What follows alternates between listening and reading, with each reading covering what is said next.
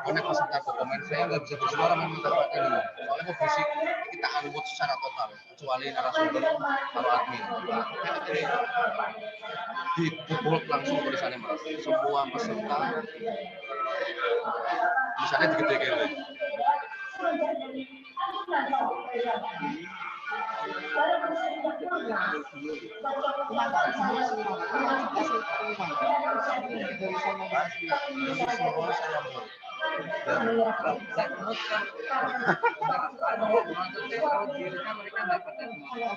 Ini sudah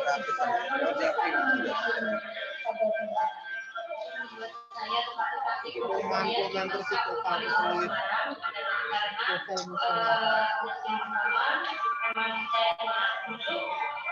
Dalam jurusan saya yaitu ilmu agama Islam, nantinya ke depan saya bisa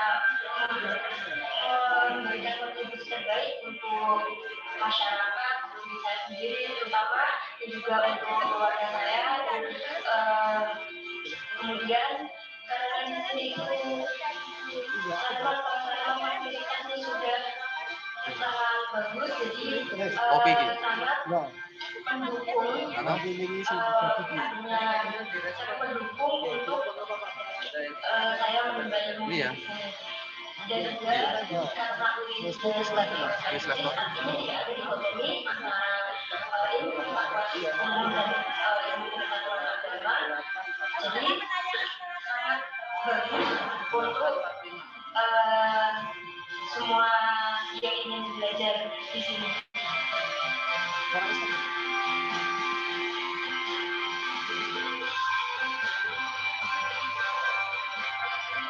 Atau di sekolah ini bisa.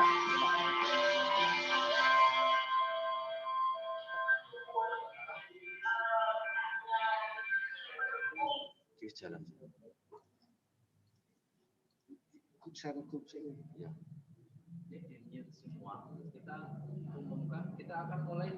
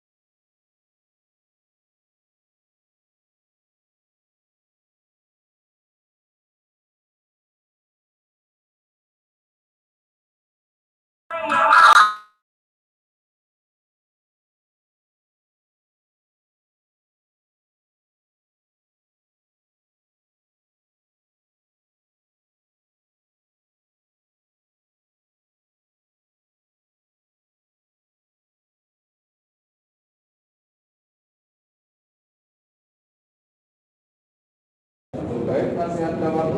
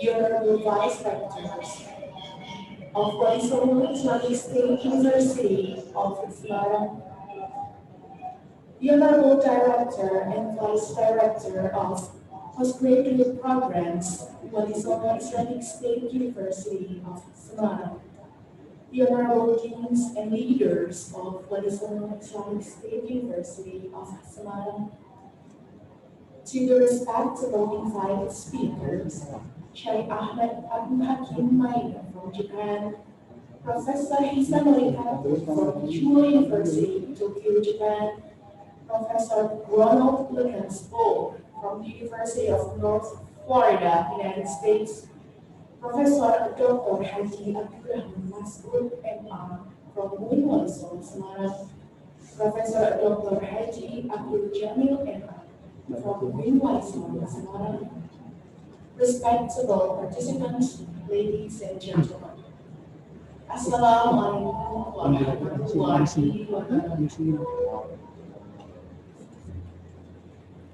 First of all, let us express our gratitude to Allah subhanahu wa ta'ala, the Almighty, the most merciful and the most beneficent, for blessing us the opportunity to attend the second annual International Conference on Multidisciplinary Approach to Islam, or AICMAI the second, with the theme Islam and the current global issues, challenges, and opportunities. This event is conducted by the Postgraduate Program, or Pascasarjana, UIN Walisongo, Semarang. Secondly, may the peace and blessings from Allah upon the last prophet and messenger, Muhammad sallallahu alaihi wasallam, and on his household and companions. Respectable guests, ladies and gentlemen, before we begin, let me read to you the contents of the opening ceremony series. The first is the opening greetings from the Master of Ceremony. My name is Tara. And the second is the singing of the national anthem, Indonesia Raya. The third is the speech and greetings from the director of UIN Walisongo Postgraduate Program, Professor Dr. Haji Abdul Ghafur MAG.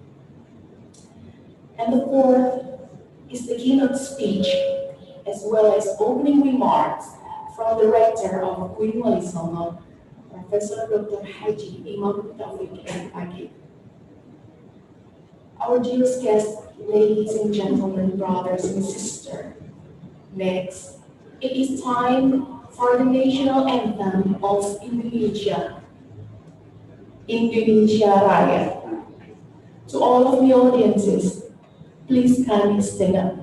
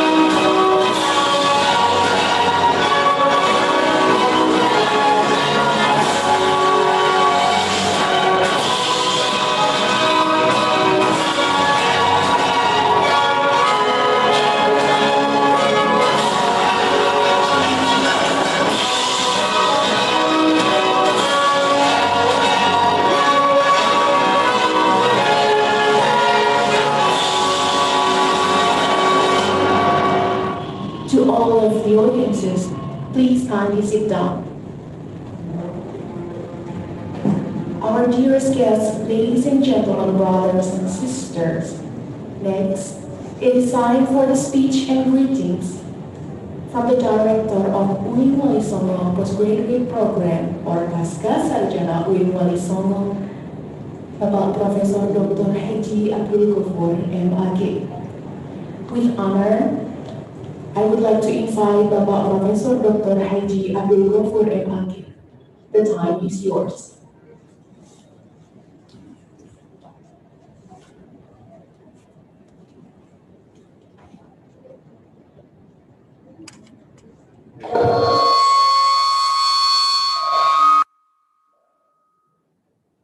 Assalamualaikum warahmatullahi wabarakatuh. Bismillahirrahmanirrahim. Alhamdulillahirabbil alamin wassalatu wassalamu ala asyrafil anbiya'i wal mursalin wa ala alihi wa sahbihi ajmain amma ba'du. Saudara-saudara Rektor UIN Semarang, Profesor Dr. Imam Taufik MAG, and all Vice Rector UIN Semarang, to the Honorable all of Dean and the Vice Dean UIN Semarang, all of the leaders of Walisongo State Islamic University of Semarang or UIN Semarang, to the respectable invited speakers, Rektor UIN Walisongo Semarang, Profesor Dr. Haji Imam Taufik MAG,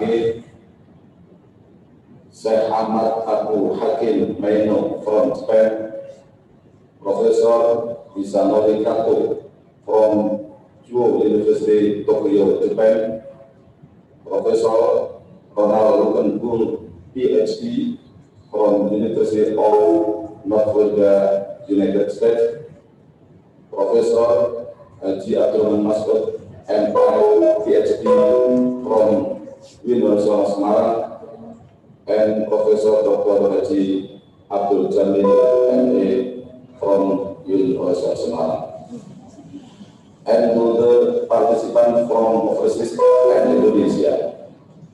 I extend to you all our warmest welcome to second annual international conference on multidisciplinary approach to Islam. IHCMII, with the theme Islam and the current global issues, challenges and opportunities. This inaugural webinar conducted by the Postgraduate Program of Pascasarjana UIN Semarang. First of all, let us express our gratitude to Allah Subhanahu wa Ta'ala, the Almighty, for giving us the opportunity to attend this conference. Salat and salam may descend to Allah's Prophet and Messenger Muhammad Sallallahu Alaihi Wasallam and on his followers and companions. Ladies and gentlemen, thank you for your support and participation in this international webinar in this opportunity. As we know, globalization calls the people to rethink and take action. Islam and Muslims in all over the world are currently facing globalization. Many issues emerge because of globalization. Ladies and gentlemen, I hope that this webinar or international webinar will produce significant and valuable ideas to the understanding of current global issues in Islam, to discover and develop the understanding of the position of religion and Islamophobia in Indonesia and in the whole world, as well as ranking the contribution of religion toward Islamophobia in the Western world, freedom of speech, and blasphemy counterfeit. Ladies and gentlemen, the international webinar will also discuss about the topic of rethinking religion and the COVID-19. All in all, this international webinar is expected to give a broader view and understanding of several emerging issues related to religion, particularly Islam, and to find the solution to be applied in Indonesia and another hemisphere. Finally, sincerely, I do hope to the record of UIN Walisongo, Professor Dr. Haji Imam Taufik Agi, to give remark and officially open the international webinar. Thank you very much for your attention. Wassalamualaikum warahmatullahi wabarakatuh. Thank you very much, Professor Dr. Haji Agi, for a great speech. Distinguished guests, ladies and gentlemen, now it is time for the welcoming speech from the Rector of Walisongo Islamic State University of Semarang. With honor, I would like to invite the Rector of UIN Walisongo, Professor Dr. Haji Imam Taufik MAG, to give remark and officially open this international webinar. The time is yours.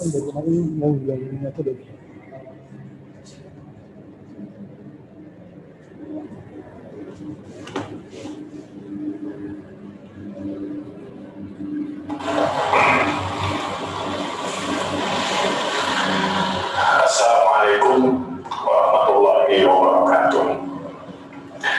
Bismillahirrahmanirrahim. Alhamdulillahirabbil alamin wassalatu wassalamu ala sayyidil mursalin wa ala alihi wa ashabihi ajmain. Amma ba'du. Honorable Vice Rectors of Universitas Islam Negeri Walisongo Semarang, Honorable the Director of Postgraduate Program, Universitas Islam Negeri Walisongo Semarang, all the Dean, Vice Dean of all faculties, Vice Directors, respectable speakers of this international webinar. The first is Professor Ronald Kinspool's PhD from the University of North Florida. Hisanori Kato from Chuo University, Tokyo. Sheikh Ahmad Abu Hakim Maino, the Director and Imam of Japan Muslim Association. Professor Dr. Haji Abdul Jamil MA, the Professor of UIN Walisongo, and also Professor Haji Abdul Rahman Masud, PhD, and distinguished participants and guests. Gentlemen, first of all, let's all the praise Allah, the one, the Almighty, the most merciful and the most beneficent, granted with blessing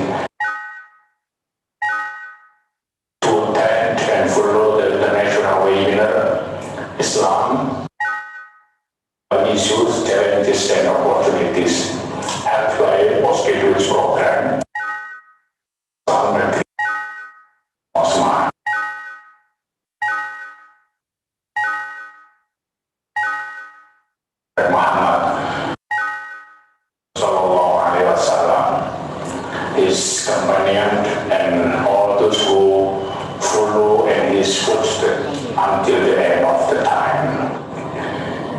Dear ladies and gentlemen, have Islam Negeri Walisongo Semarang to virtual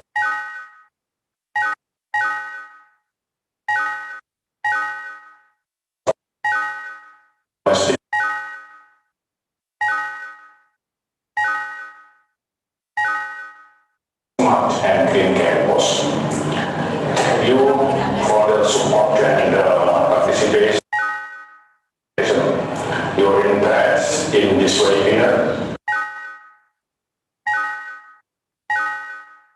is how Islam and how the civilization of Islam to respond the global issues to face the challenges and opportunities.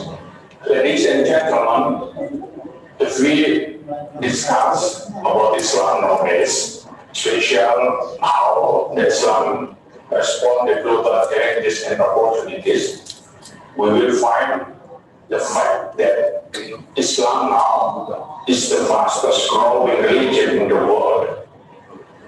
Approximately about the 32 growth of overall global population in the world.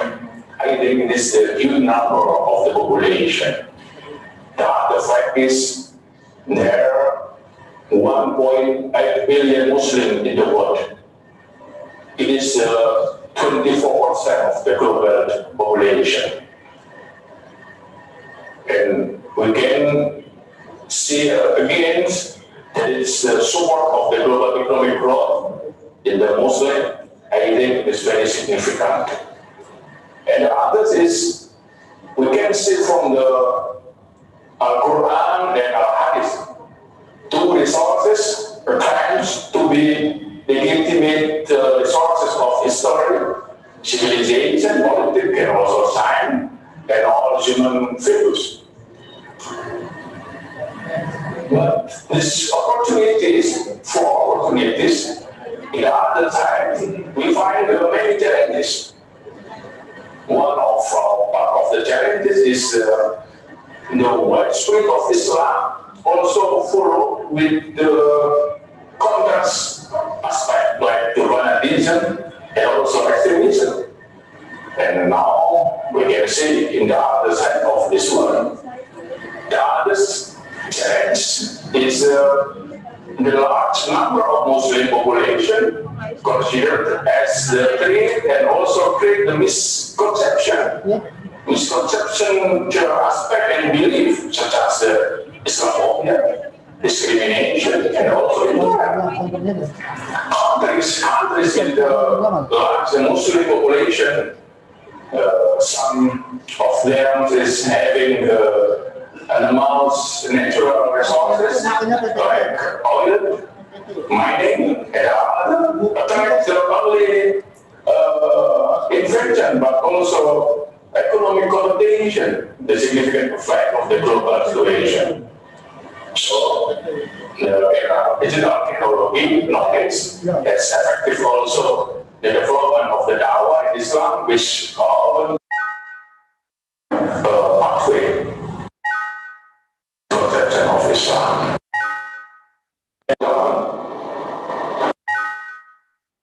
Religious issues. Today, I see the city aspect of the religious issue. The conflict between Muslim and Hindu in India. The conflict between Muslim and Hindu was triggered by a discriminatory citizenship law against Muslim because it only allowed Muslim from the Bangladesh, Pakistan, and also Afghanistan who entered India illegally to become citizen.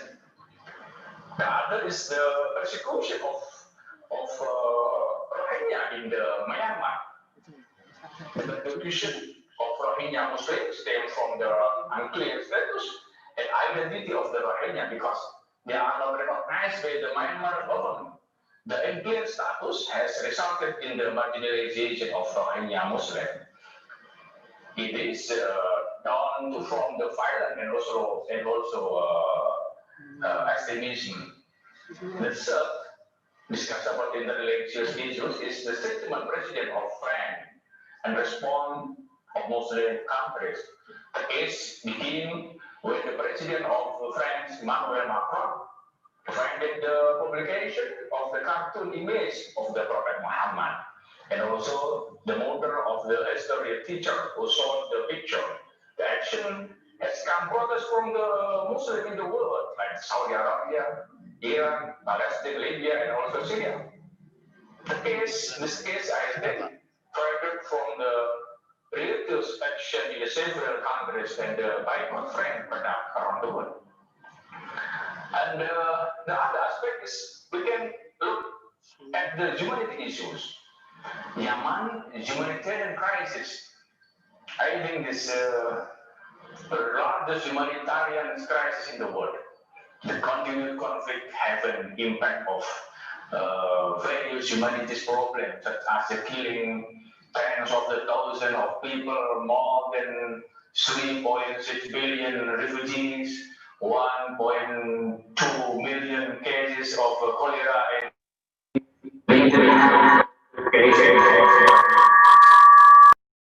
humanity aspect, humanities that find many aspects in the Muslim society, and also the Black Lives Matter in the United States.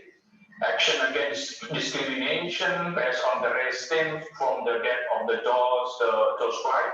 I think the black president who asked the torture of the United States police, the people all over the world have shown the call for action, including of Indonesia. Action.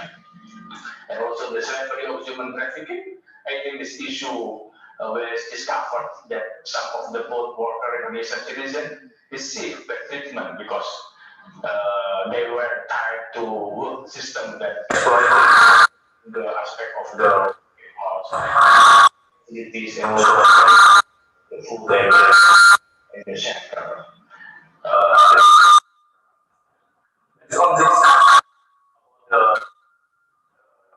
the challenges of issue humanity, say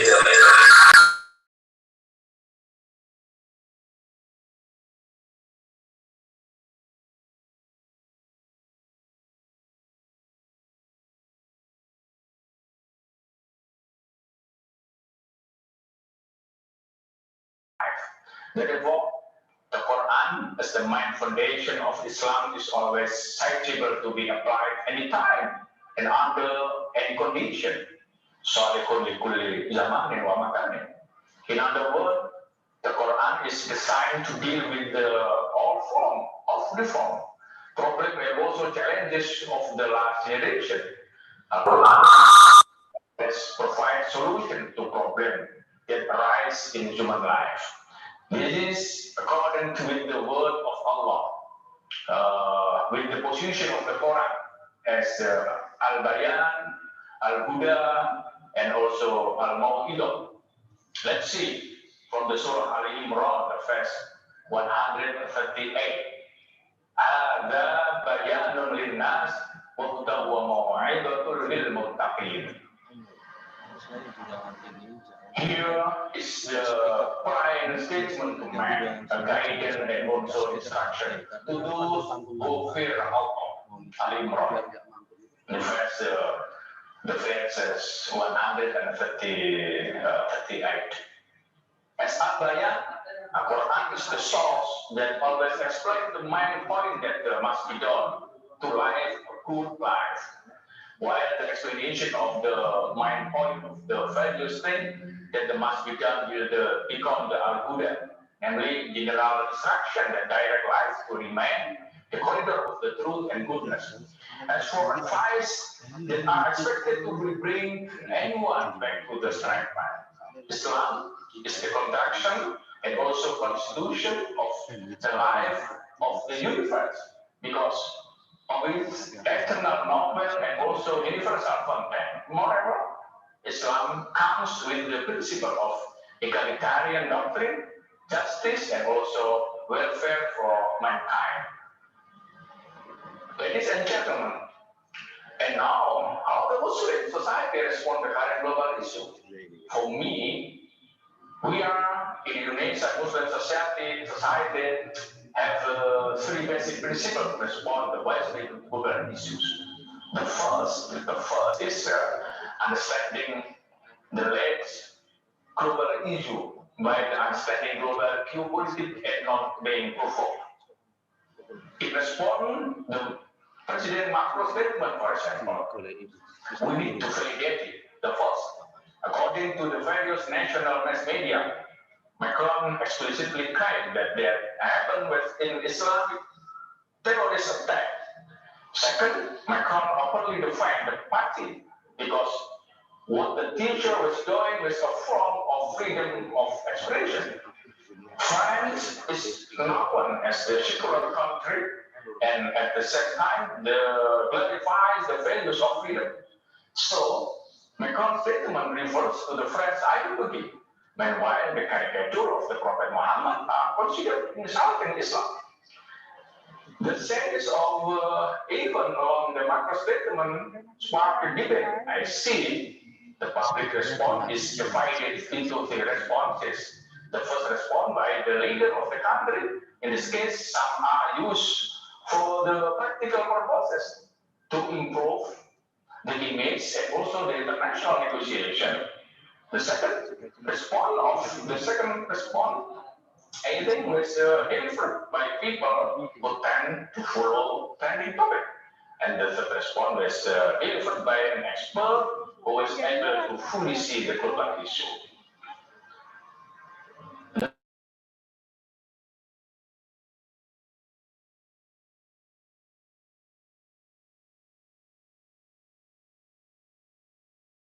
In the usul fiqh rule, for example, Qaidah usul fiqh, we know the rule al-hukmu yaduru ma'a illatihi wujudan wa adaman. The law, the reason of absence of the illah is the attempt to understand the core of the issue. The response to the global issue depends on the reason, fact, and also argument. So there are the three things that need to be done. The first is understanding the context, fahmul waqi'. The second is understanding Islamic values, fahmul qiyamul islamiyah. And the last, and the third is by contextualizing the context with the values. I think this is the second point. The last point is that how we give the priority of the local Islam. I think the approach brought by Walisongo teachings used in counter intervention is the best one. The more relevant to the response to the current global issue is how to undertake the local wisdom with the basic issue to respond, the answer, the problem of in the knowledge. There is interesting message method that give Walisongo can adapt it very easy and also adjusting to the follow all of the aspect in the daily life activity. Ladies and gentlemen, I think this is the point how we respond to global issue. Islam can deal with Islam in the civilization. So, on behalf of Rector of Universitas Islam Negeri Walisongo, secondly, I say thanks all of the participants for your support and enthusiasm, and I hope you all follow and enjoy the virtual international conference and have the faithful discussion. Thank you very much for the attention, and thanks, I think, enough for my speech, and enjoy the national webinar held by the Postgraduate of Universitas Islam Negeri Walisongo Semarang. Thank you. Ihdinas siratal mustaqim. Wallahul muwaffiq ila aqwamit thoriq. Wassalamualaikum warahmatullahi wabarakatuh.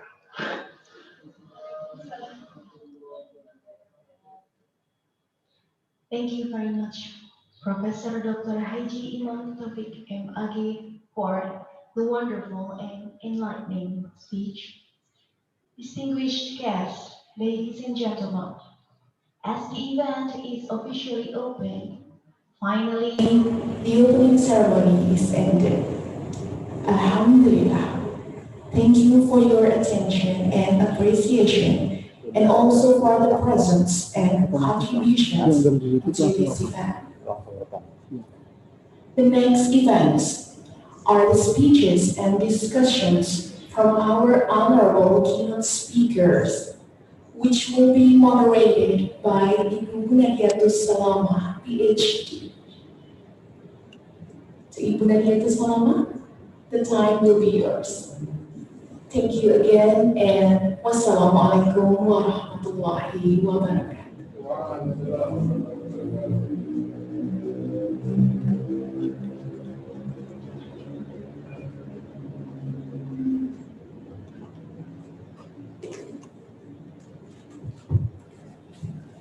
Okay, Mbak Tara, thank you very much. Okay. Beforehand, Your Excellency Rector of State Islamic University Walisongo, Professor Dr. Ilham Taufik, and then Your Excellency Director of Graduate Program of State Islamic University Walisongo, Professor Dr. Abdul Ghafur, and then Your Excellency Vice Director of Graduate Program of State Islamic University Walisongo, Dr. Yatmanani, and then dear heads of all departments of Graduate Program of State Islamic University Walisongo, and also dear all distinguished speakers. We have 5 distinguished speakers today, and also ladies and gentlemen, I would like to welcome you all. I hope you are having a great day today, staying safe, shelter in place, and healthy during this absolutely unprecedented time. Because we have never experienced this situation like this before. So I want to thank to everybody who is joining in this international webinar. Now we have about 550, more than 550 participants. So I wish you all a fruitful discussion on this immensely important theme. The theme today is Islam and the current global issues, challenges and opportunities. Ladies and gentlemen, as we know that recently globalization has a huge impact on the world, including Indonesia. The issues of globalization have paid great attention to various aspects such as education, economy, health, to do COVID-19, security, politics, culture, and so forth.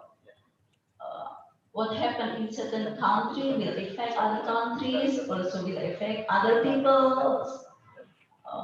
However, there is a benefit and drawback of this current situation to the pandemic situation. Like maybe we can see the river or sea everywhere more clear. The fish may be more healthy than before. The water pollution is decreased. Air pollution also decreased. On the other hand, we know that because we always stay together at home all day long, all night long with our family. So we the benefit is we stick together with all members of our family. But however, the gender-based violence is also increased. Sexual abuse, children abuse will also increase dramatically, and also equality in education also it's not the same because of maybe some of them having or not having mobile phone. Also, because of problem of economic, we know that small, medium enterprises also collapse, most of them. So that's why, therefore, today, postgraduate program of Walisongo State University held this international webinar. The objective of this current international webinar is to understand the challenges and opportunities rising from these global issues. how do we move forward during and after this pandemic situation change the world? Did people already equip themselves to face this challenging situation? Today, we have 5 highly experienced in the field of international higher education that will discuss many current global issues related to Islam in Indonesia. They will present a unique mix between academic and practical experience perspective. So let me introduce our distinguished speaker. The first one is Professor Lisanori Kato from Chuo University. He will talk about the future of Indonesian Islam in the global context. And the second one, Professor Ronald Local Pools from University of North Florida. And then the third one, Ahmad Abu Hakim Maino. He's a director and imam of Japan Muslim Association. He will talk about the rethinking religion and the COVID-19. And the fourth is Professor Dr. Haji Abdul Jamil. He will talk about the rethinking Islamophobia in the West. And the last one is Professor Dr. Haji Abdurrahman Maswad. The topic is about problems and challenges of Islamic education in contemporary Indonesia. So, Professor Kato is already in the room? Yes, Okay. yes, I'm here. Okay, nice to meet you. Kato Very Sensei. nice meeting you. Okay, can we discuss, Sensei? ありがとうございます。マトロヌーン。I heard that you have been lived in Indonesia beforehand. Is it correct? Sorry? I heard that you have been lived in Indonesia beforehand. I used to live it there, yes. Okay. So, Nandan Purei sudah imas kakak Indonesia ni Nandan Purei sudah imas kakak. Totally 7 years, 7 年ぐらい I lived there. Saya tinggal di sana selama 7 tahunan. Oh, so you can speak bahasa Indonesia fluently, right? Mudah-mudahan insya Allah. Okay, good. Dan tamu sikat dari sekarang Indonesia. Yes. Okay. I will read the short curriculum vitae from Professor Lisanori Kato. He affiliated at Faculty of Policy Studies, Chuo University, Tokyo. His interest is in Southeast Asia, Indonesian Islam. Research area is about the humanities and social sciences, especially for local studies. He graduated from Hosei University, from Faculty of Literature, Department of Philosophy for his bachelor degree, and then for Master of Art, he graduated from the University of Sydney, School of Studies in Religion, and for PhD, Kato Sensei graduated from the same university, University of Sydney, Faculty of Art, School of Studies in Religion. And he received award in 2012, the award for the International Society for the Comparative Study of Civilization, about the confrontation between global and local civilization. And then, because so many papers you have, Sensei, so maybe I will only a brief paper about the religion and locality, and then sexual minorities in Indonesia, the challenge to religious tolerance, and coexistence of Islam and other religions, that published in Studies in Comparative Philosophy, and then philanthropic aspect of Islam and Islam in the eyes of Japanese. I think this book is very popular, right? Islam in the eyes of Japanese, Islam di mata orang Jepang. So I think the microphone is yours, Sensei. Dozo. Oke, terima kasih banyak. Mudah-mudahan suara saya terdengar dengan baik untuk semua ya, karena ada beberapa komentar menggunakan suara untuk Zoom. But first of all, I just like to express my greatest appreciation as I'm invited to this seminar.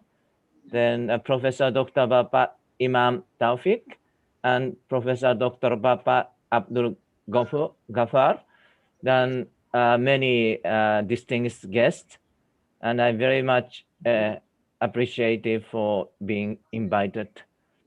And anyway, I don't think we have much time. I think I've been given half an hour or so I've got to hurry.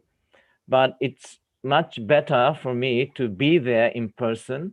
Saya lebih senang kalau saya ada di Semarang. Saya sudah pernah ke Semarang, tetapi belum pernah ke UIN Walisongo. Karena itu mudah-mudahan nanti pandemi ini akan selesai cepat-cepatnya. It is my sincere hope to see you all in there.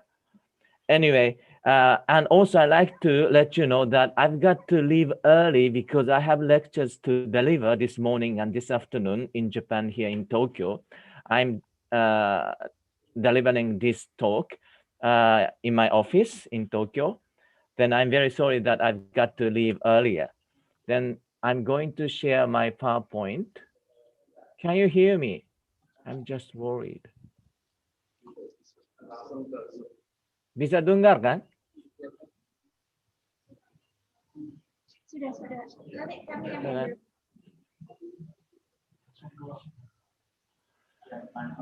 Okay, so this is the front page. And I was given the theme as the future of Indonesian Islam in the global context.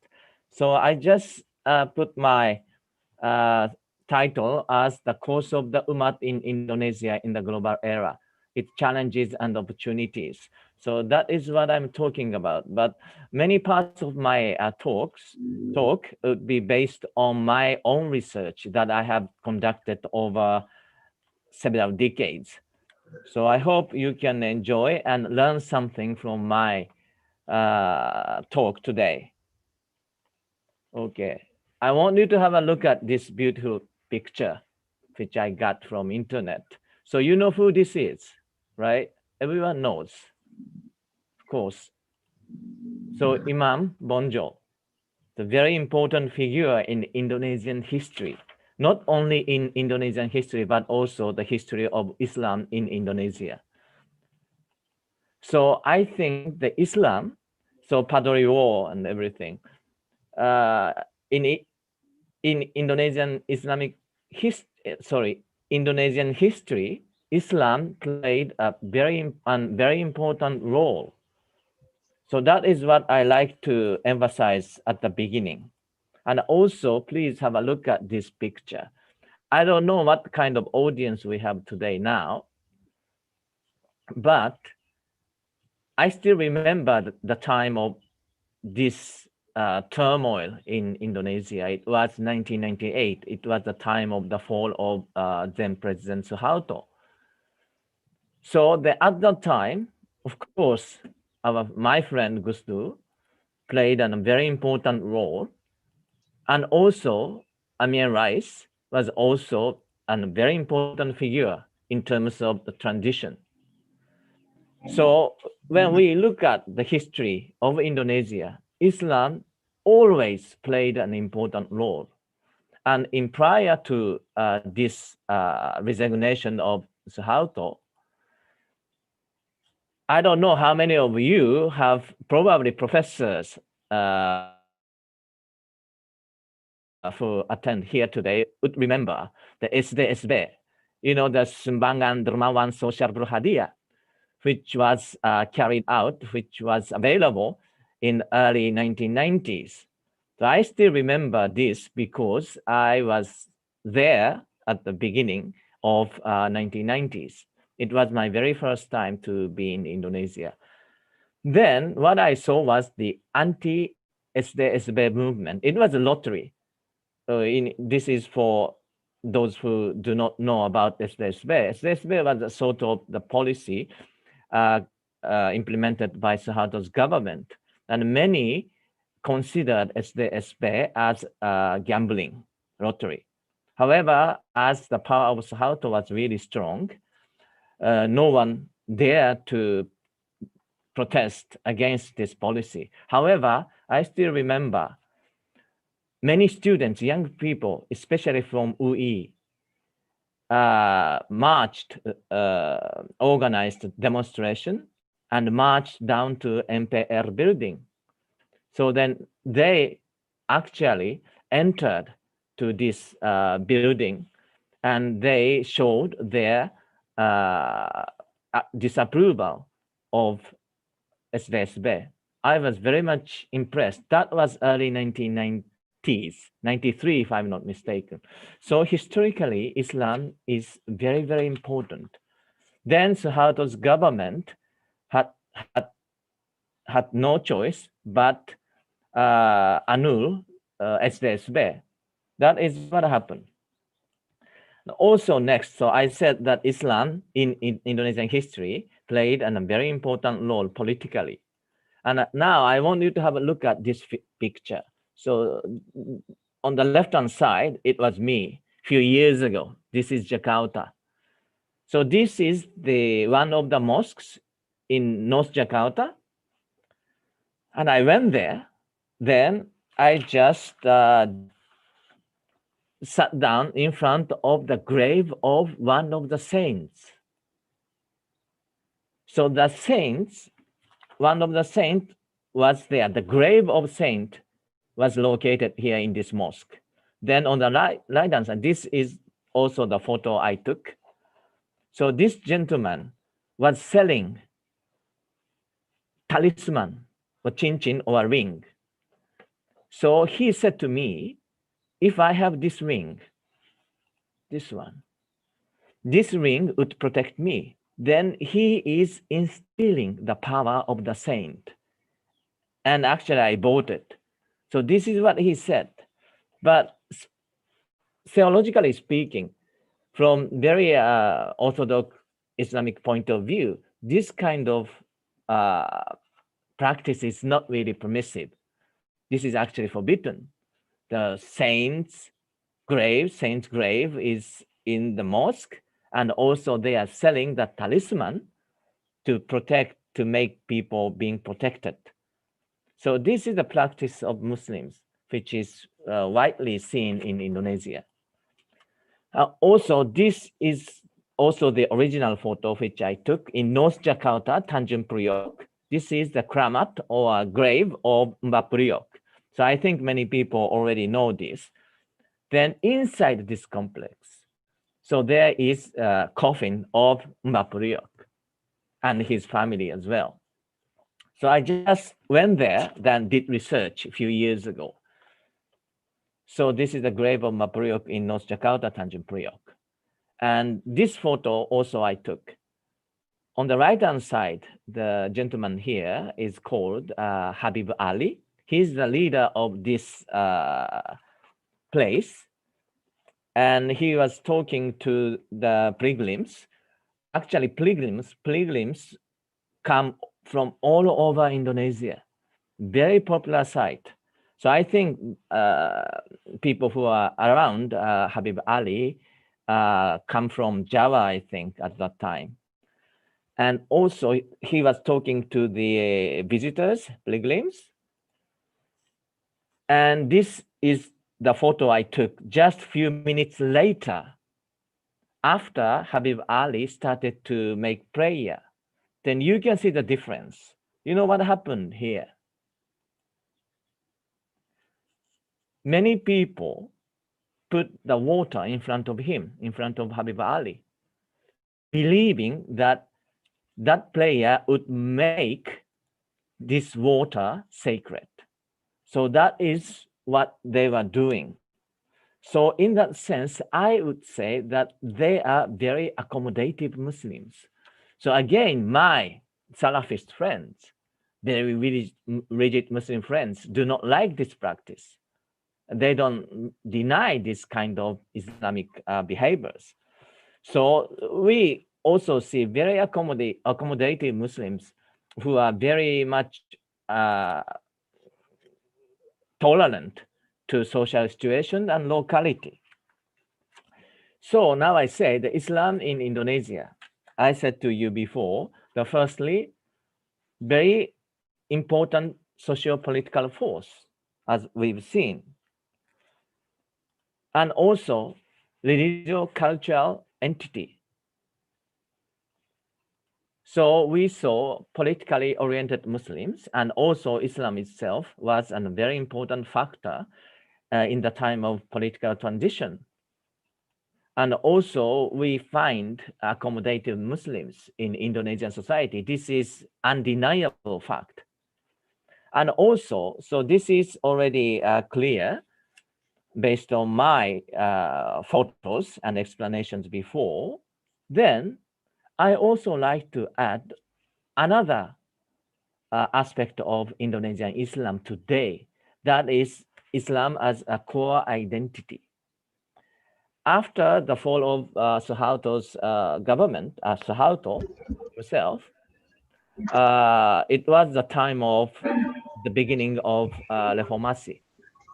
So then after that, I think many very rigid Muslims returned to Indonesia because they were on exile before, and they came back to Indonesia and they started their movement, which I would call a Salafist movement. So they really like to follow the way of Nabi Muhammad.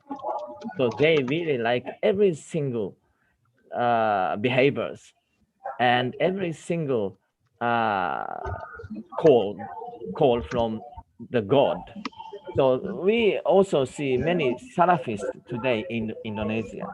So I would like to point out that there are three main points that we have to look at looking at Indonesian Islam. Now, in the time of global era, this is the theme of today.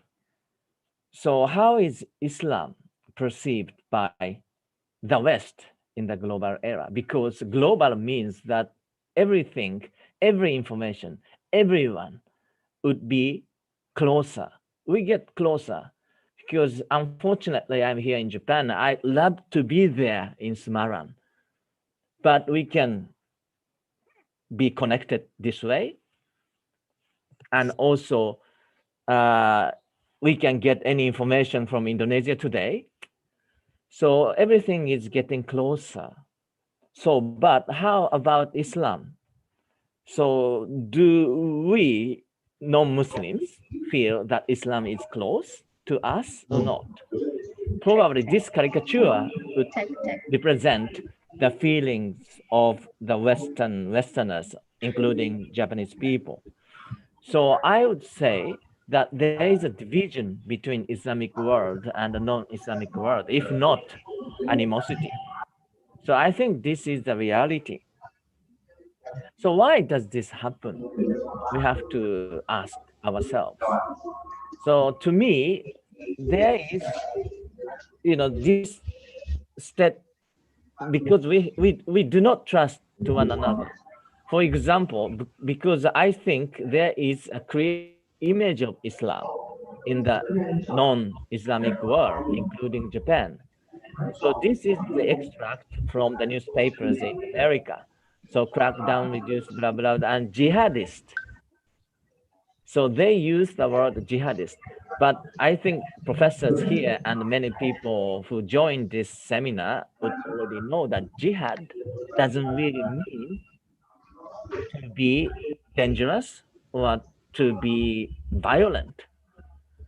But jihadist became the term to mean the people who would use weapons to realize their political or religious purposes. But strictly speaking, in the eye of Westerners, many people would believe that jihad means violence and terrorism, which is not really true. So this is a sort of created image of Islam. So this is really a dangerous thing to me. And now I say that there is semantic pitfalls. For example, fundamentalists sometimes we non-Muslims do use this term, but fundamentalists usually refer to the Christian fundamentalist But in the last century onwards, many people started to use fundamentalists to refer to very dangerous Muslim people. But this fundamentalist or fundamentalism comes from a Latin word, which means foundation, fundamentalist. Also, the radicals means dangerous Muslims. But this also comes from a word, Latin, which means root. So it doesn't really mean dangerous or violent at all. So if you say you are fundamentalist or you are radical, it means that you are very, very devout Muslims. Yes, you are less flexible. Maybe many Salafists would be categorized as radicals and fundamentalists because they are less flexible. They really like to follow the way, traditional way of Prophet Muhammad. Yes. But I said to you that we have this kind of image, dangerous. We means that non-Muslims do not really make lots of effort to paham or memahami, understand Islam correctly. Then what do we need in the global time? Terrorist is also a violent people. Fundamentalists, radicals, and terrorists are different. So this is something that we have to understand. So maybe this one, we need to remember this is a sort of this is the French philosopher Gaston Bachelard's words. Imagination is always considered to be the faculty of forming images, but it is rather the faculty of deforming the images. So deforming the images, especially it is the faculty of changing images. We already have the image of Islam in the non-Islamic world. But if we have imagination, we have to be smart enough to change the old image, stereotype of Islam, the images judged by prejudice. We have to eradicate that old image, but create new image. That is what we needed in the time of global era. So as you know, Bapak Lecter was talking about this issue, Charlie Hebdo's issue. This is what's happening in the world, in France today. So then if you understand what I said in relation to Gaston Bachelard's statement, so we already know the right attitude of non-Muslims. So this is what I really like to emphasize as well. Now, the essential of understanding Islam in the time of global era. How do we understand Islam? So to me, Islam, capital Islam, consists of two essential elements. So principles or dogmas or occurrences in society, it's very social. And we have to know that there are two elements within Islam. So then we can eradicate the wrong image of Islam. We can understand Islam very correctly. Now then, I said to you, the principles and dogmas are very important. And of course, the authentic teaching is correct and very important for all Muslims. But Naipaul said like this: religious or cultural purity is a fundamentalist fantasy. Perhaps only shut-away tribal communities can have strong and simple ideas of who they are. The rest of us are, for the most part, culturally mixed in varying degrees and everyone lives in his own way with his complexity. So this is the thesis of Naipaul. So therefore, if you only follow principles and authentic dogmas, it is very difficult following the thesis of Naipaul. Therefore, I just drew this diagram. So if we look at religion, the circled by blue line, I said a capital religion. So within capital religion, there is theological and social element. So on the left-hand side, theological one, I said smaller case religion. And social element, I said religiosity. But again, it is difficult to draw a clear-cut line between two elements. Two elements always overlap to one another. So that is something we have to understand. So if we apply this diagram, this thesis to Islam, I would say within capital Islam as a whole, secara utuh, there is an Islamic society which is not realized yet because many people are trying to realize purely Islam, very authentic Islam, following the way of Prophet Muhammad. So maybe fundamentalist, maybe radicals, and also Salafist would be categorized here. And how about Muslim society? Therefore, the Islamic society, they are very rigid people. And how about Muslim society? They are very moderate as well. Probably Islam Nusantara, I also do research on Islam Nusantara, and Islam Nusantara people are very accommodative in relation to the traditional culture. So, however, again, then people, the advocates of Islam Nusantara, do not follow the right way of Islam, the original teaching. They do follow. They also emphasize the genuinity of Islam Nusantara. They emphasize their relation with Prophet Muhammad and the original teaching of Islam. So therefore, sometimes, very overlapping. Then I like to ask you, where are the terrorists? Many people, my friends, always say that terrorists are not Muslims. But unfortunately, as long as they did Shahada, they are Muslims. Of course, their deeds are not accordance with the original teaching of Islam. It is not. But they are still Muslims in my eyes. I would categorize them in Muslim society. Of course, Muslim society is a group of very accommodative people, very tolerant people. But that is very, very positive. However, at the same time, people who live in Muslim society can be very harmful based on their own interpretation. So that is something that we have to remember. So now I have to round up Indonesia and the Umat, Indonesian Islam. So I believe that Indonesian Islam is very unique. As a nation, you have Pancasila.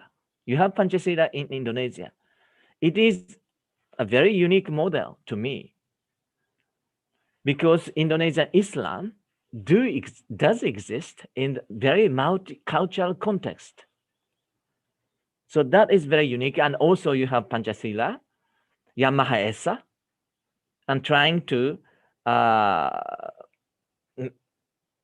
coexist with all different kinds of people. So then, speaking of the future Umat in Indonesia, as I said to you before, here in this diagram, Islamic society, Salafist, and people who advocate Islam Nusantara probably disagree.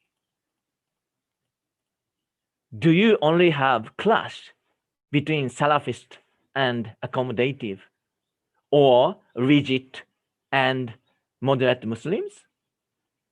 This is the question that we all have to ask, including my fellow friends who are there in front of the camera. But to me, from outsider's point of view, you do need discussion rather than clash. To me, the history of Islam is the history of disagreement. The history of Islam is tantamount to the history of discussion. You have tried to find something to stand together. That is, to me, the process that we have to follow to the future.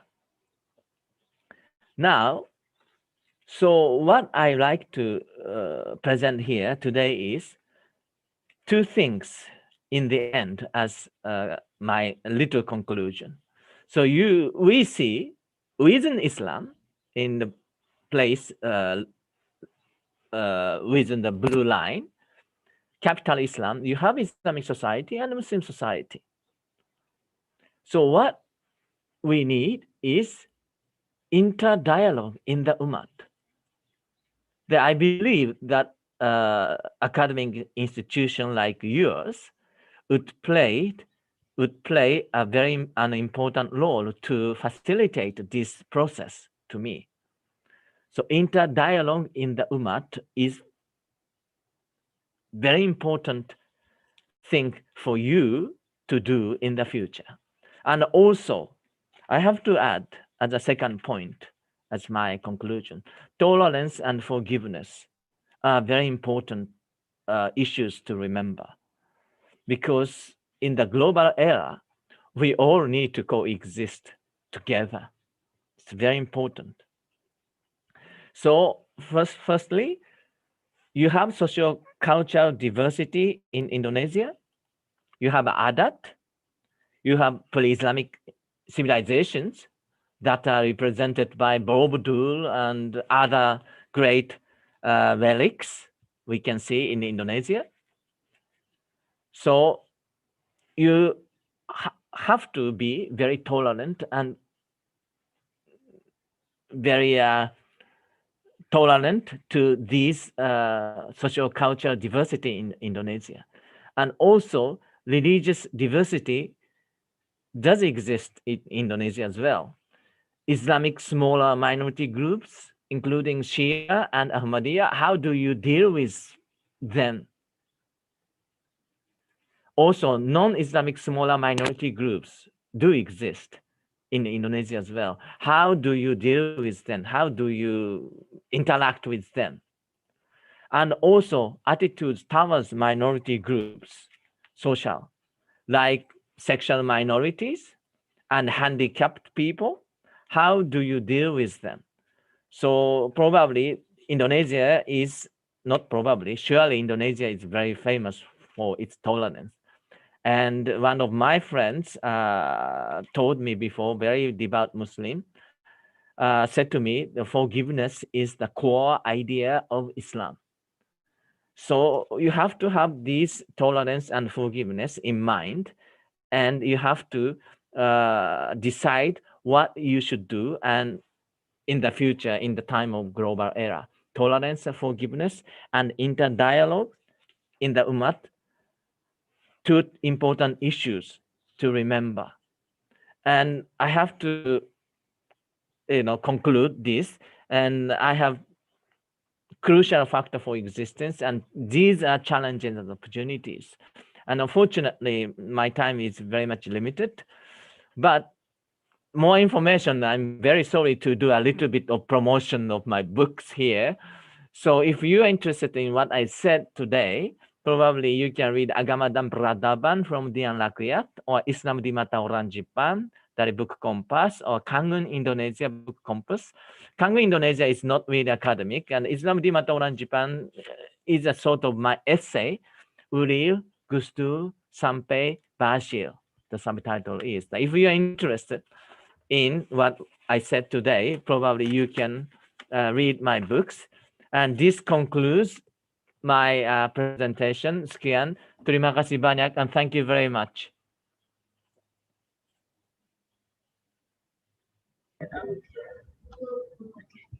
Okay. Hello.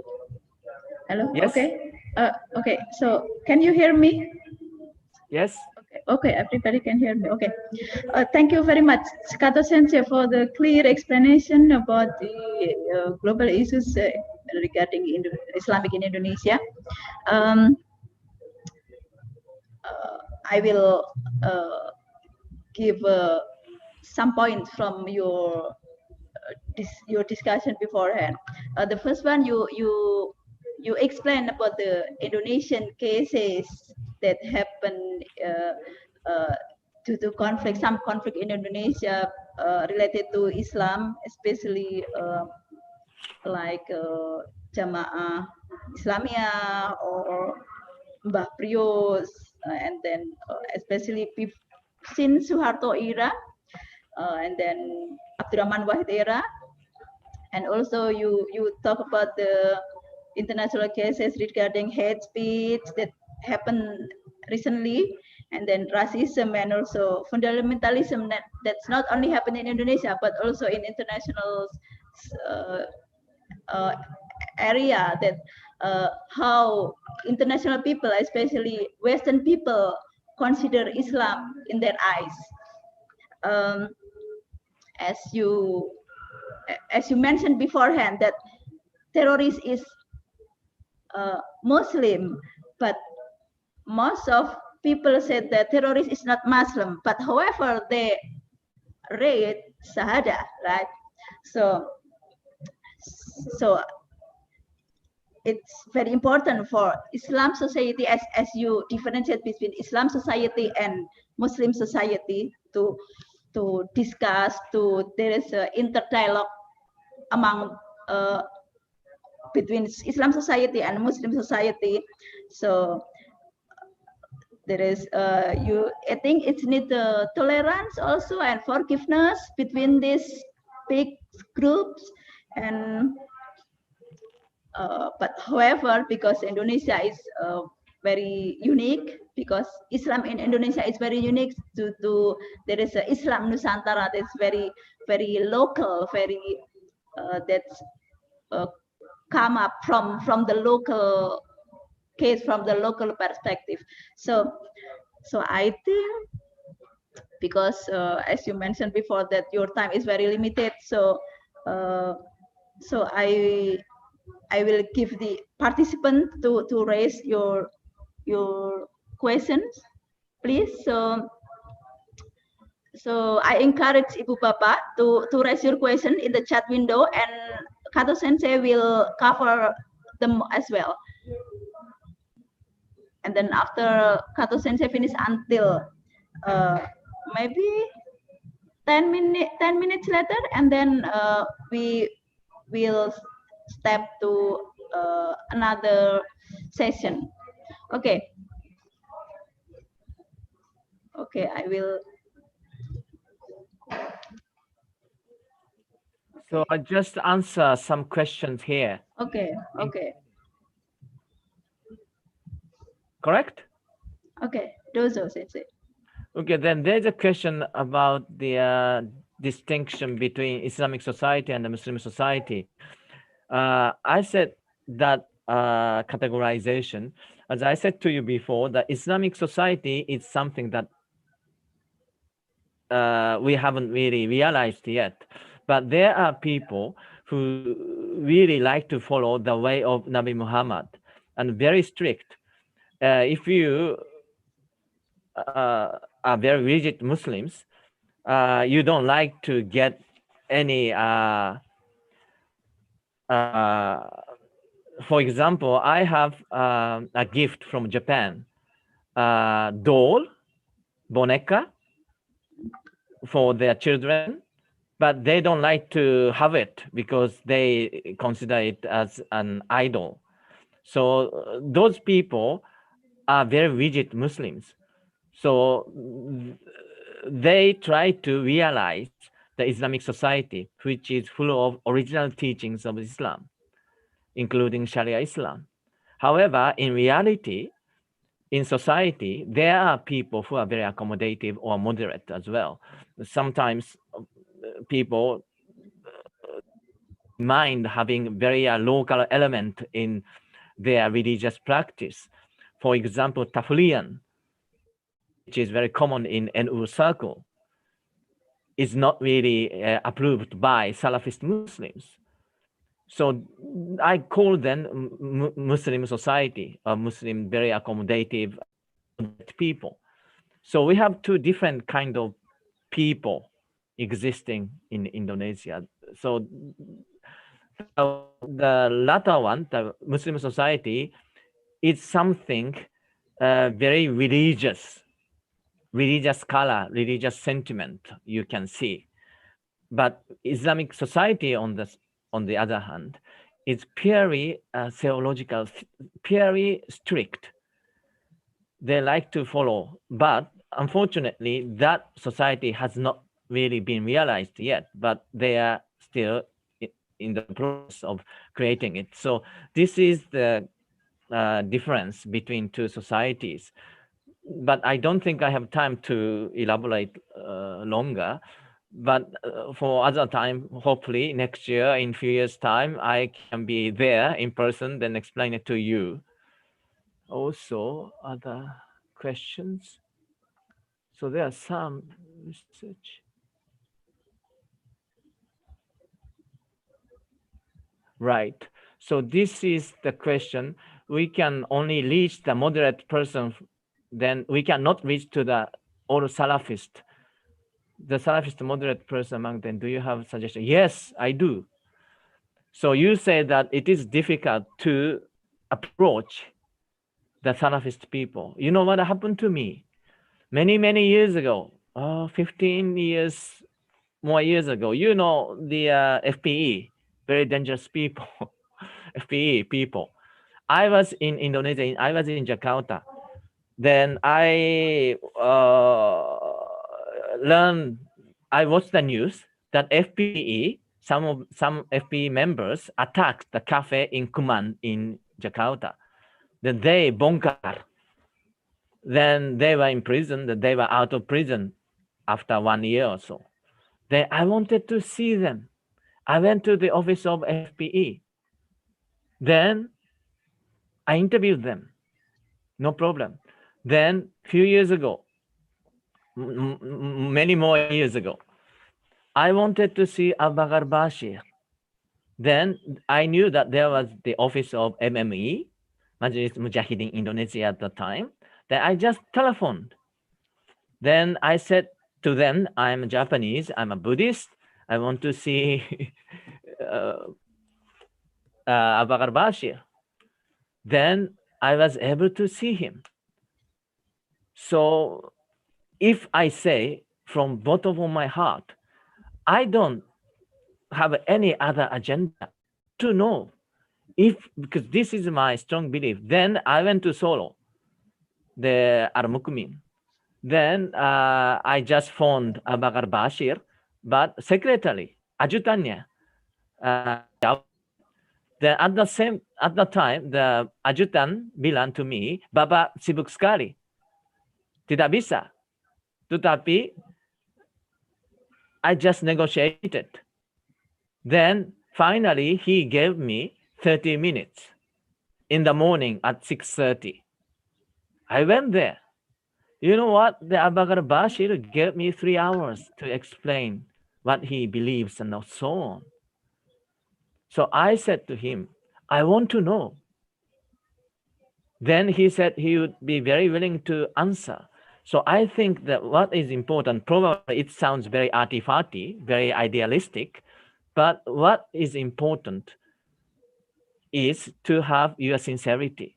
Ketulusan is important. Why do you think that way, Salafist? Why do you think that way, accommodative Muslims? I'm very sure, because I think I am a very few researchers in Japan or maybe in the world to have access to both camps. Gustur was very good friends, personal friend, and also about Bashir and Abdul Rohim, my friend as well. I hope he's watching this to me this time. Very good people. You are Muslims, so I think you can do that. This is what I can convey to you according to my experiences in Indonesia.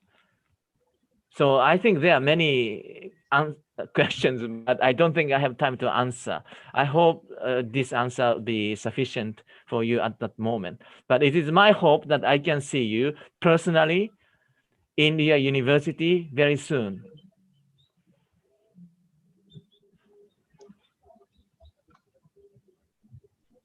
Is that okay? Hello. Yes. Hello. Okay. Okay. It's time for you is enough. I mean, do you have other? Yes, plan? because I have lecture to deliver after Yes. this. Yes. So, because I cannot make any money by tukang Gojek. Saya harus kerja cari uang dulu. So good. How do you have that jacket? You know how much I miss Indonesia. Saya kangen Indonesia, kangen Indonesia. Yeah, I know. Please do invite me next time. Yes, of course, sure. Yeah, Subarasi, you have that jacket. So not many people have the super special people to have jacket like you. Thank you very much. Also, probably you can visit my university as well. So my university has a great campus. I don't know if you can see it. Yes, my younger brother said that Chuo University is very sophisticated campus, right? So please do come to my campus as well. Okay. So see you. Thank you very much. Okay, and I'm very sorry that I can't answer all questions. Yeah. I'm very sorry about it. Yeah, I understand. Yeah, okay. Okay, mata ay maso. Thank you very much. Bye, see you. Okay. And then we come to the next session, section 2. We still have 4 speakers, and then maybe we come to the question and answer in the end of after their presentation. Okay. So in the seminar, its speaker will talk about 10 to 15 minutes. So after that, I will ask the question from the audience, like I wrote before. So I encourage you, Ibu Bapak, to raise your question in the chat window again, and we will cover them again. And now, Mr. Ronald Lukenbull, how are you? Ya, baik saja. Okay. How are you in Florida? Yep, I'm good, baik. Bisa dengar nggak? Okay, of course, very clear. Okay. Okay. May I read your curriculum vitae first or? Yeah, monggo. Okay. How should I call you? Professor Ronald or Ronnie or? Terserah. Oh, terserah. Okay, Ronnie is okay, right? Yeah. Okay. Audience, the next speaker is Ronald A. Lukenbull. He is a professor at Anthropology and Religious Studies. His expertise is in anthropology of religions, Islam, Island, Southeast Asia, Islamic education and leadership, and his specialty is in qualitative method, Southeast Asian religious experience, and comparative Muslim cultures. And he finished his bachelor program from Sociology Anthropology, Seattle Pacific University, and he finished master program from Social Cultural Anthropology and Arizona State University in 1991, and then he finished PhD from Social Cultural Anthropology from the same university as well, from the same university in 1997. So it's still so long, yeah. And Professor Ronnie has written has written significant works on the Islamic education and anthropology of Islam, namely Pendidikan Tinggi Islam di Indonesia, di Persimpangan Jalan in 2013. And then his 1999 theoretical article, Between Text and Practice, Consideration in the Anthropological Study of Islam, that published in Marble Journal of Religion, that reprinted and widely cited. Wow. Yeah. And then his ethnographic research has focused on Islamic education in Indonesia. The topic is also very super, I think. A Peaceful Jihad, Negotiating Modernity and Identity in Muslim Java, that published by Palgrave Macmillan, 2005. Theoretically, this work is important in understanding counter-radical discourses within the context of other Islamic discourse. This was published in 2013 as Islamic Higher Education in Indonesia, Continuity and Conflict, that published from the same publisher, Palgrave Macmillan. Your current research, look at the history and contemporary practices of GP Ansor, Gerakan Pemuda Ansor, a youth movement with militia elements associated with Nahdlatul Ulama, the target Islamic Indonesia organization in Indonesia. And Ronnie has published so many journal articles like Negotiating Continuity Anjing in Indonesia, Islamization as part of globalization, and this one is interesting title, Goliath and David in Gaza. Yeah, it's like analogy, metaphor. Indonesian myth, building and conflict as a cultural system. And in 2010, the article that published in Journal of Indonesian Islam, Madrasah by any other name, Pondok, Pesantren, and Islamic School in Southeast Asia. Okay, Professor Ronnie, the microphone is yours.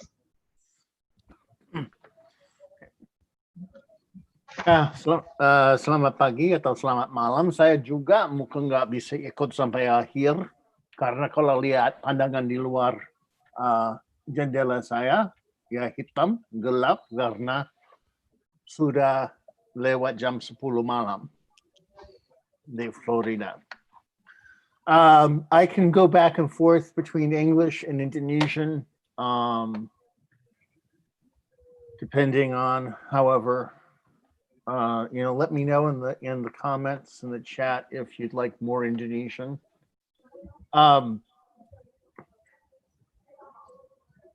Okay, berikut. Next slide. So ya ini hanya sedikit kesimpulan penelitian yang terakhir yang akan difokus di sini, Islamic Higher Education in Indonesia. Lagi ikut maju, okay, great. Oh ya itu, okay. So untuk pikirnya ini kalangan UIN mungkin tidak perlu sedikit tahu ini, tapi as I understand, the UIN came out of two different kinds of institutions in Indonesia.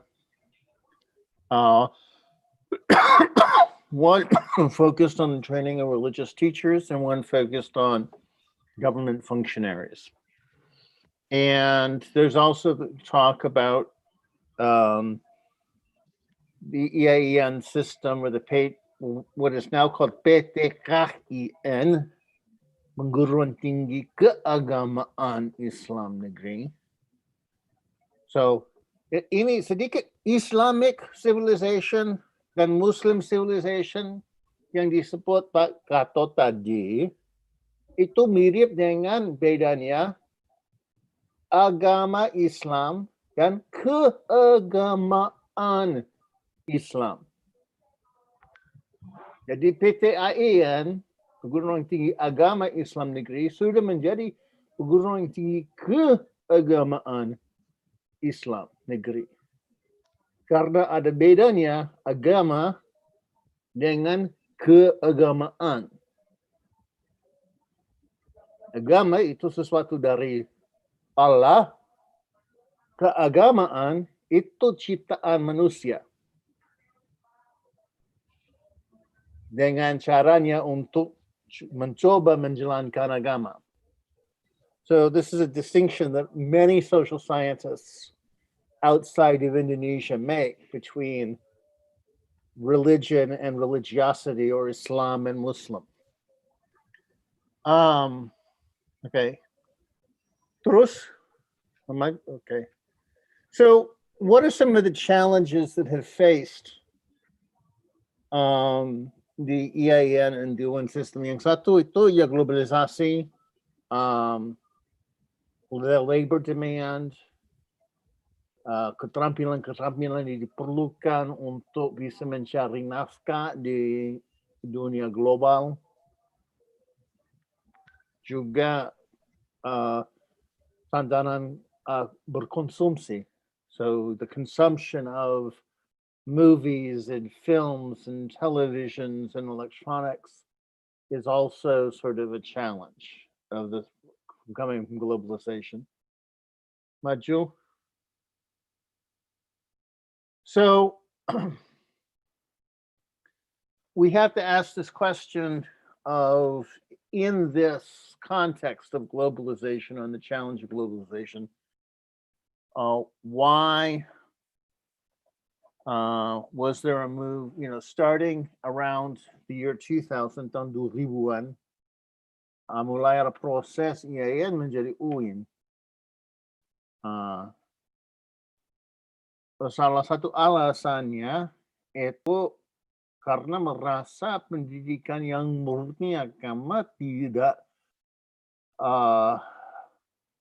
lagi cukup mempersiapkan lulusan-lulusan untuk cari pekerjaan dalam ekonomi global. So that there's an overload of, mungkin sudah ada cukup banyak guru agama dan pegawai agama sudah juga cukup banyak. So there was a vision to become a fully developed university with an Islamic foundation. Maju.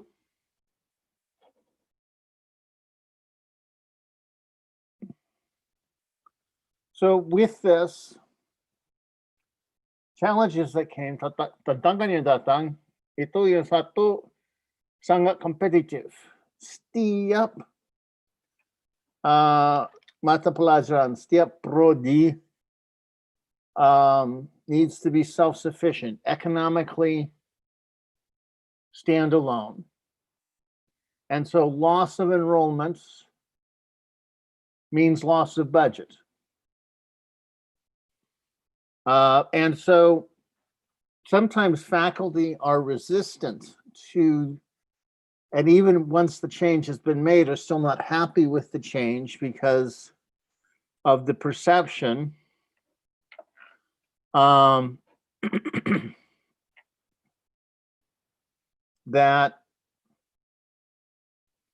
the more students in Fakultas Teknik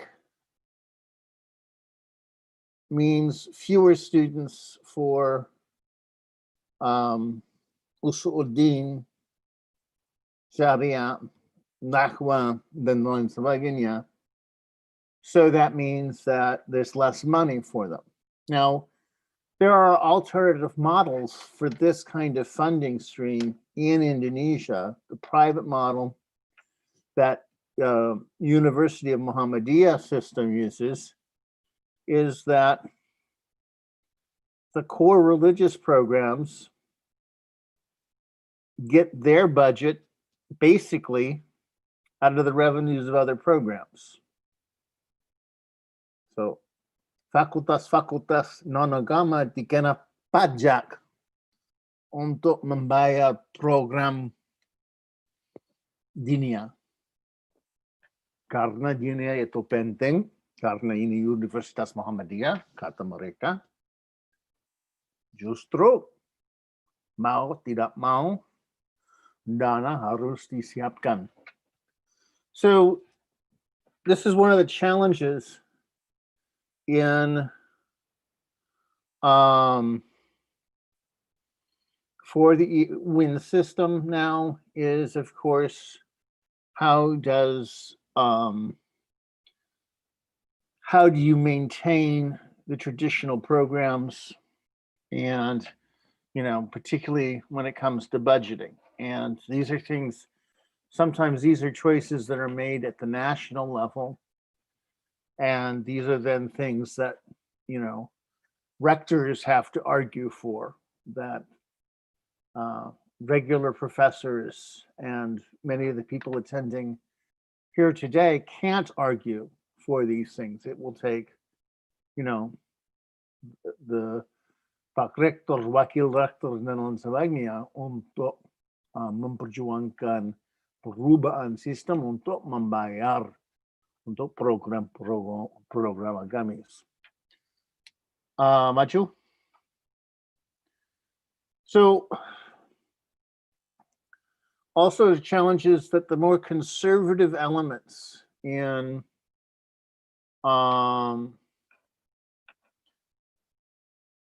Indonesian society, in the Muslim, actually not just the Indonesian society, we should say the more conservative elements in the UIN constituency, right? There's this particular constituency that looks to PTKIN for leadership and for sending children for education. And so they're concerned about a loss of Islamic authenticity. In Java in particular, they're concerned about a loss of pesantren tradition, a loss of orthodoxy, and there's debates, the sudah lama, tapi tahun 2005 sampai 8 ada sedikit dirusuk apakah ada murtad di UIN. There's concern about apostates and whether or not, UIN, the PTIN, or now the UIN, was maintaining a sort of traditional orthodox point of view, becomes an important focus for understanding the challenges and the opportunities facing UIN today, as long as the ideas of fear of Orientalism and the fear of what it means if faculty get PhDs from Australia or the United States or Britain or Germany. Maju. So one of the things that came up was the need to and the concern with preserving pesantren traditions on campus, Maju. And so, UIN Malang had one way of dealing with it, the campus pesantren. All first-year students have to live in there. UIN Jakarta talks about trying to create a pesantren environment without necessarily having a pesantren on campus. UIN Jogja, there's so many pesantren in Jogja, there's no need to create a campus pesantren. They place cohorts of students in Jogja pesantren. Maju. So I want to do some more focus on various kinds of challenges and opportunities.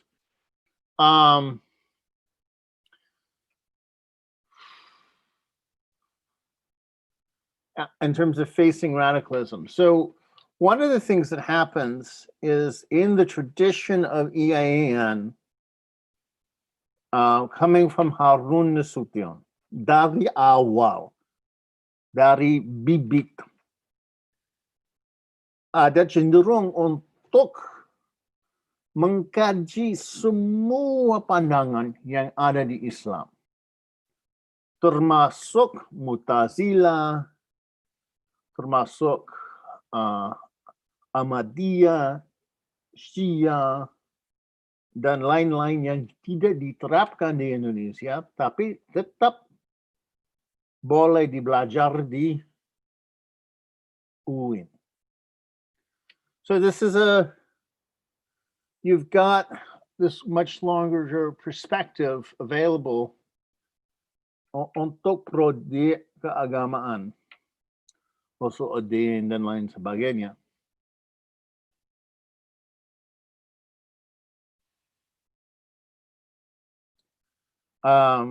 Juga sudah tahu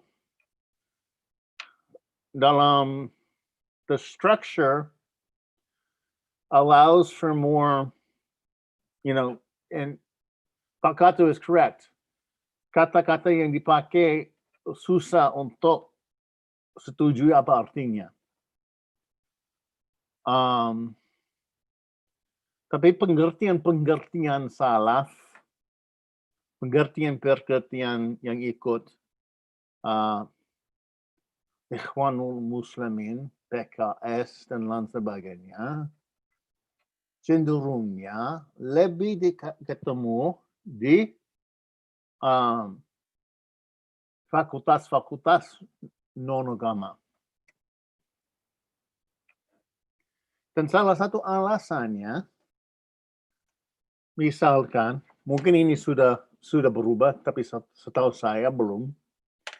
Kalau fakultas kedokteran mau ada mata pelajaran, ada kuliah etika Al-Quran untuk kedokteran, mereka cari guru sendiri. Ya. Masa sih tidak ada profesor di kampus yang di syariah atau di usul-udin yang tidak bisa mengajar etika Al-Quran? Untuk fokusnya kedokteran, ya mungkin perlu sedikit tambahan mereka. Tapi jelas mungkin hampir semua yang ada di syariah, usul-din, lain lagi, bisa mengajar tentang etika Al-Quran. Jadi kenapa tidak meminjam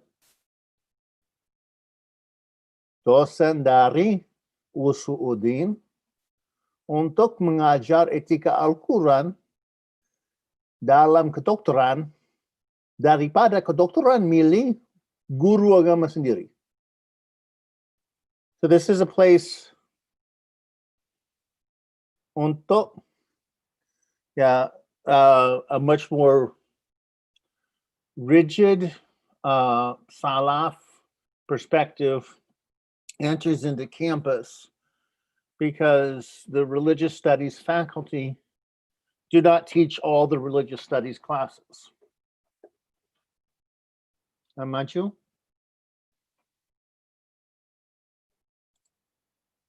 Next, please. Okay. Juga salah satu kesempatan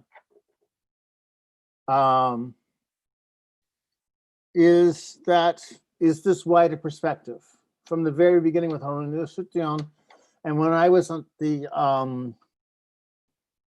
campus of UIN Sumatera Utara in 2008, now UIN, the campus was very run down.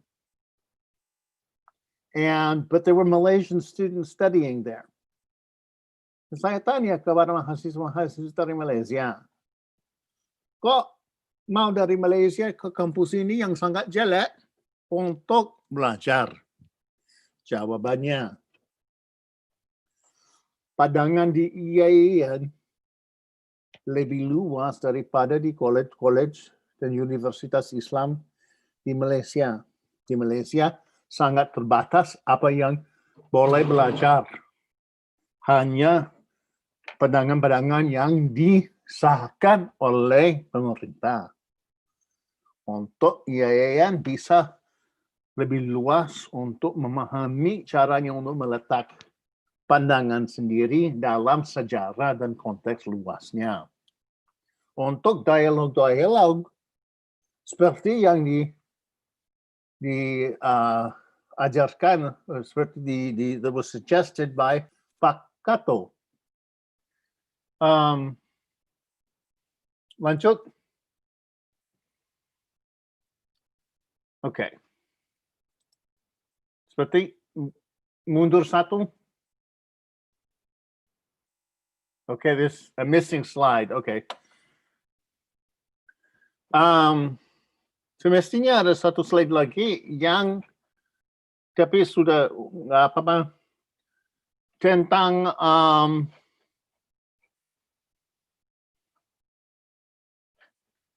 namanya International Online University is satu universitas yang online, yang Universitas Islam yang mengajarkan beberapa topik termasuk Islamic Studies, termasuk education, psychology, Islamic economics, Arabic, business administration, dengan harga yang sangat terjangkau. Yang saya tidak bisa menilai, mereka menyampaikan pandangan-pandangan seperti apa. Mereka mengajarkan ajaran Islam semacam apa. Salaf atau yang lebih accommodative, to use Pak Kato's terms, or what? One of the interesting things that has happened with the pandemic is we have learned that we can do things that we didn't think we could do. We thought that, teaching online was very difficult to do. We thought that, and yes, I'm with Pak Kato. Please, when the pandemic is over, please invite me to campus. I'd much rather be there on campus so we could have long conversations afterwards. But, before the pandemic, we may not have imagined that we'd be doing so many webinars, that we would be doing our lectures online through Zoom. Now that we have an opportunity to think about, apakah bisa UIN menawarkan ke dunia pandangan Islam Indonesia, yang NU, yang Muhammadiyah, yang sebagainya, kepada dunia Islam pada umumnya. Because technologically, we're there now. We've been forced to get there. Language-wise, you guys have made extreme, you've been forced to get there and using English. Is it possible that UIN can start offering, Islamic studies education in English or Arabic for everyone in the world who wants to study at a UIN? Because now we know, we've been forced to learn the technology. We've been forced to learn how to use Zoom education, and we've been forced to learn this. And so now we have an opportunity. Okay. And that's where I'll end it. Sorry, Professor. 2 more minutes left. Limited time. 2 more udah minutes selesai. left. Oh, No. sudah selesai. Udah selesai. Saya sudah bilang, ya itu sumbangan dari saya. Semoga bermanfaat. Okay. Okay, baik. So we come to the next speaker. And the next speaker is Ahmad Abu Hakim Maino. Assalamualaikum Maino Sensei. Hello. Maino Sensei?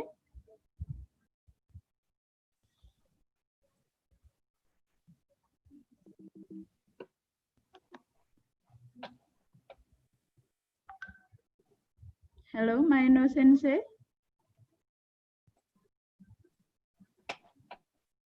Are you there? Yes, yes. I was just requesting to mute off my mic. Waalaikumsalam warahmatullahi wabarakatuh. Yes. Okay. Hisashiburi desu. Osashi desu. Ya, genki desu ka? Alhamdulillah. Apa kabar? Okay. Kabar baik. Alhamdulillah. Thank you for your invitation. Barakallahu fikum. Yeah. Okay. I will introduce you to the participants for a while. Right. Okay. Thank you. Yeah. Maino Sensei is gives and regularly gives lectures and lessons to Muslim in the masjid and Islamic school in Japan. He is very active in spreading Islam in Japan. At the moment, he is a director and imam of Japan Muslim Association, and also member of our committee and education committee for Japan Muslim Association, and representative of Japanese wing for Islamic Circle of Japan. Sheikh Ahmad Maino is a Japanese Muslim scholar. He embraced Islam in 1994 at the age of 18 after coming back from Melbourne, Australia. Having studied over there about a year as an exchange student. And then after graduating from Osaka University to study Arabic language, and then having experience at a Japanese company in Osaka and Nagoya Mosque. And afterwards, Maino Sensei went to Damascus in 2000, seeking the sacred knowledge of Islam.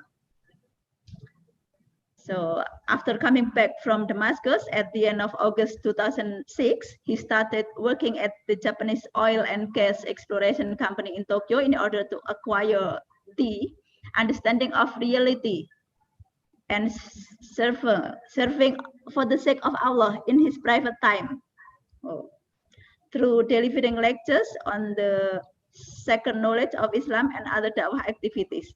And now, Maino Sensei lives in Kyotoku, Chiba Prefecture, near the Hira Masjid with wife and with 5 little angels. Okay. So time is yours, Sensei. Dozo. Thank you very much. Thank you. Yeah. Terima kasih. Thank you. Can I share the presentation? I'm trying, yes, but I'm diffused here. Yes, of course. No. I'm trying to share it, but it says I'm blocked to share. Oh, so it didn't succeed. No. Okay. So could you please send your PPT? Quite maybe difficult. Okay.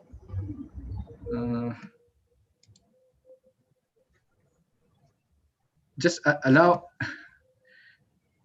4 seconds. Allow audience to share the presentation. The host on your side. Okay. Yes. Oh, yeah. Alhamdulillah. Yes. Alhamdulillah. Okay. Can you see the?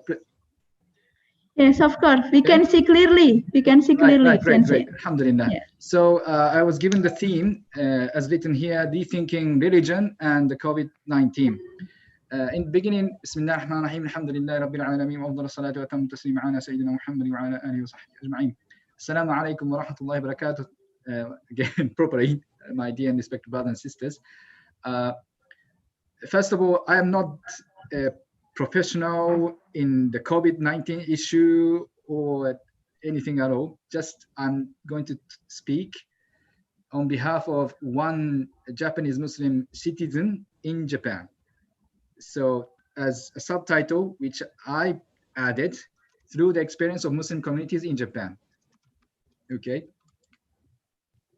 So dirigen is, as you know, coming from the Latin word dirigio. That's the main explanation. But there are another explanation for the roots of English word dirigen. It says it's coming from digere, or I don't know, sorry, I don't know how to pronounce it in Latin actually. But anyway, it means to reconnect between man and God, between, you know, people and so on. So in this with this understanding, we'd like to rethink about the laws of our religion. As to let you know, the case of Japan, April 7th, Japan declared of the state of emergency for 7 prefectures, which are the main big cities in Japan: Tokyo, Chiba, Saitama, Kanagawa, Osaka, Hyogo, Fukuoka. And then gradually went to expanded to the whole Japan on 16th of April.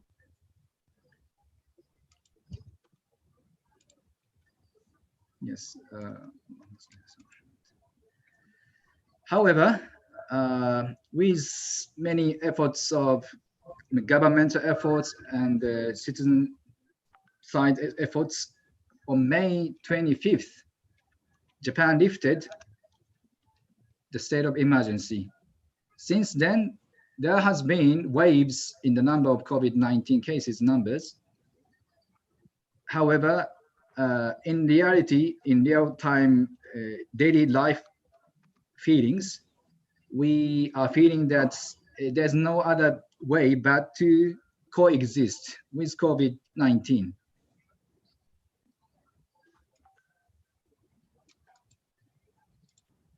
And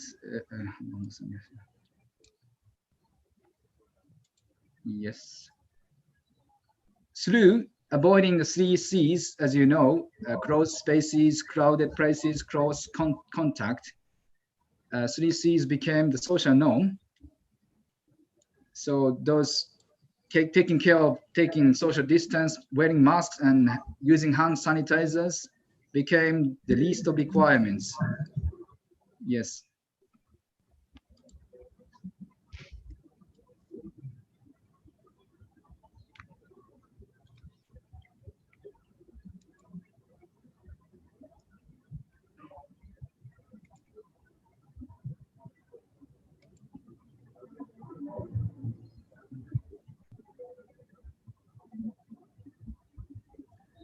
Okay, there are some trial with Japan Imams Council. It is actually an unofficial thing. It's still under the process of establishment. It's a gathering through WhatsApp group. Some imams throughout Japan, we gather in this WhatsApp group named Japan Imams Council. We discussed the issue of praying or not praying the Jum'ah prayers from the beginning of March 2020, complying with the government guidelines and recommendations. Gathered many cases of fatwas from different Muslim countries, and published a statement of requesting not to offer the Jum'ah prayers on March 19th. Most of masajid in Japan followed the advice of not offering Jum'ah prayers for a few weeks, especially during the weeks under the state of emergency. You see, likewise, some Muslim leaders here names Sheikh Dr. Salim Rahman Khan and Ustaz Aqil Siddiqui, Sheikh Saeed Sato. Well, they are quite well-known scholars in Japan, and yes, with the basis of those discussion, they made a statement requesting not to offer the Jum'ah prayers. Yes. As for the case of Japan Muslim Association, where I am one of directors and one of 4 imams, they show a quite typical Japanese decision, try their best not to have any case of COVID-19 case at all whatsoever. So, and especially with the condition of the building Japan Muslim Association has, which has no window on the third floor where Juma prayer is being offered. So they are still not recovering for praying Juma prayers. They're still not offering. Yes, because as you know, especially Dr. Nadia and her husband, Dr. Bamban, you lived in Japan, right? So there is a tendency in Japanese society. It's all your responsibility. If you fail, it's your responsibility, and then it means your efforts were not good enough. That's how they see. So Japan Muslim Association, their directors are very much trying their efforts not to give any case. But here, one example of Hira Masjid in Chiba, where I live close by, is a little different. Of course, they are trying to comply the governmental advice and recommendation guidelines. Yes, at least here, Hira Masjid in Ichikawa City, Chiba Prefecture, restarted offering the Juma prayers from May 8th, 2020, with full preparations of having 3 times Juma with limited numbers and distance between prayers, putting clean seats every time, checking temperatures and sanitizing at the entrance of the masjid. As you see the pictures, this is only a few pictures from Eid al-Fitr after Ramadan. You see, it's quite normal. Although the numbers are limited, we usually offer 3 times or at most 4 times due to the limited location of the masjid. However, because of this taking care not to get any COVID, we offered 5 times Juma and not the Eid prayers that time. Gradually, it kept on at 2 times Juma, less distance, but with clean seats every time, checking temperatures and sanitizing at the entrance of the masjid. You see the man standing in front of the masjid. He is the imam of this Hira Masjid. Yes, and this picture in between, in the middle, is because it was still the time, before many people start to come. So it's still, you see the clean seats on the floor of the masjid. So here, back to almost normal with masks and distance, temperature check, and sanitizing. And the picture with my 2 kids on the occasion of Eid al-Adha.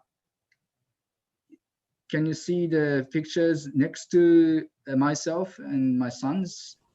Yes, we can see clearly. Yes, there's a gathering on the occasion of Eid. Yes, less people, but still we offered.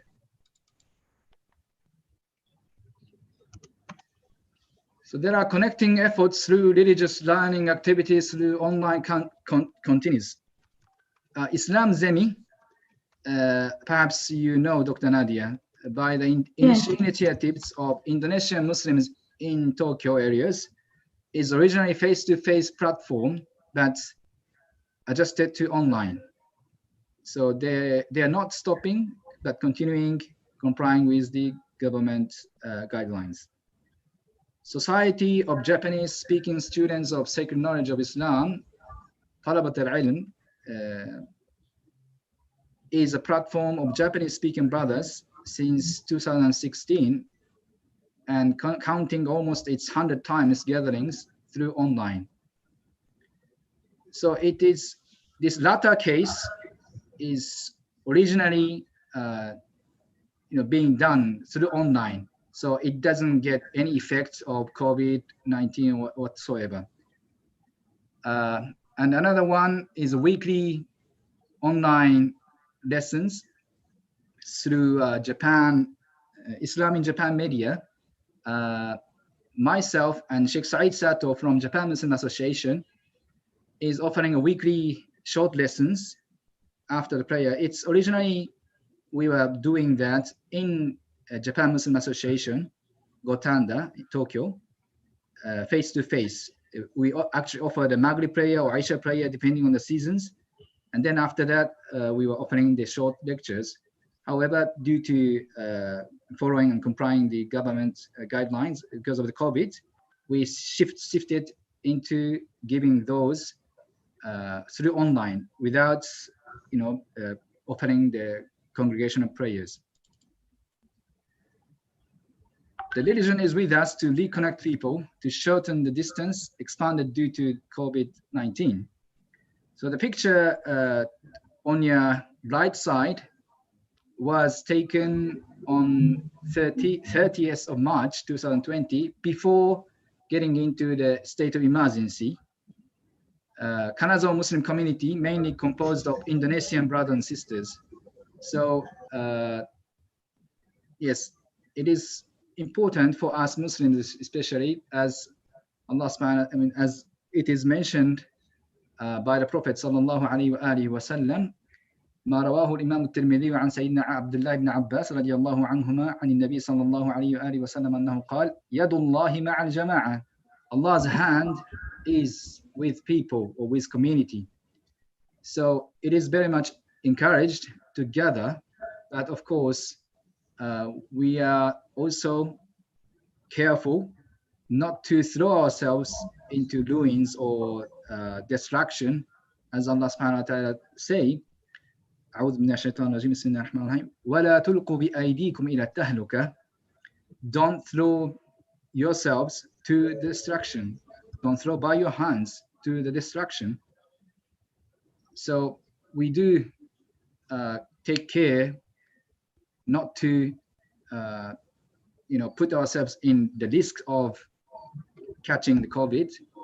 However, we do not stop trying to connect or reconnect each other's, because the religion is to reconnect ourselves, between ourselves to Allah subhanahu wa ta'ala, and between ourselves, believers, and people all around the world. So the picture on your left side is some spring flowers in Imperial Castle. They are waiting for you for your visit in Japan. So inshallah, hopefully in coming spring, I would be able to see you, inshallah. Yeah. Thank you for listening. Sallallahu ala sayyidina Muhammad wa ala alihi wa sahbihi wa sallam. Alhamdulillah rabbil alamin. Thank you. Okay, thank you, Sensei. So very interesting pictures and make us miss Japan and miss to returning to Japan again, except for winter season. Spring and autumn is okay, but not for spring, right? Not for winter. Yeah, who you Yasumi? Okay. Now, so your time is only 10 minutes left. 10 more minutes left. Okay. So please, for the participant, if you have question for Maino Sensei, please raise your questions.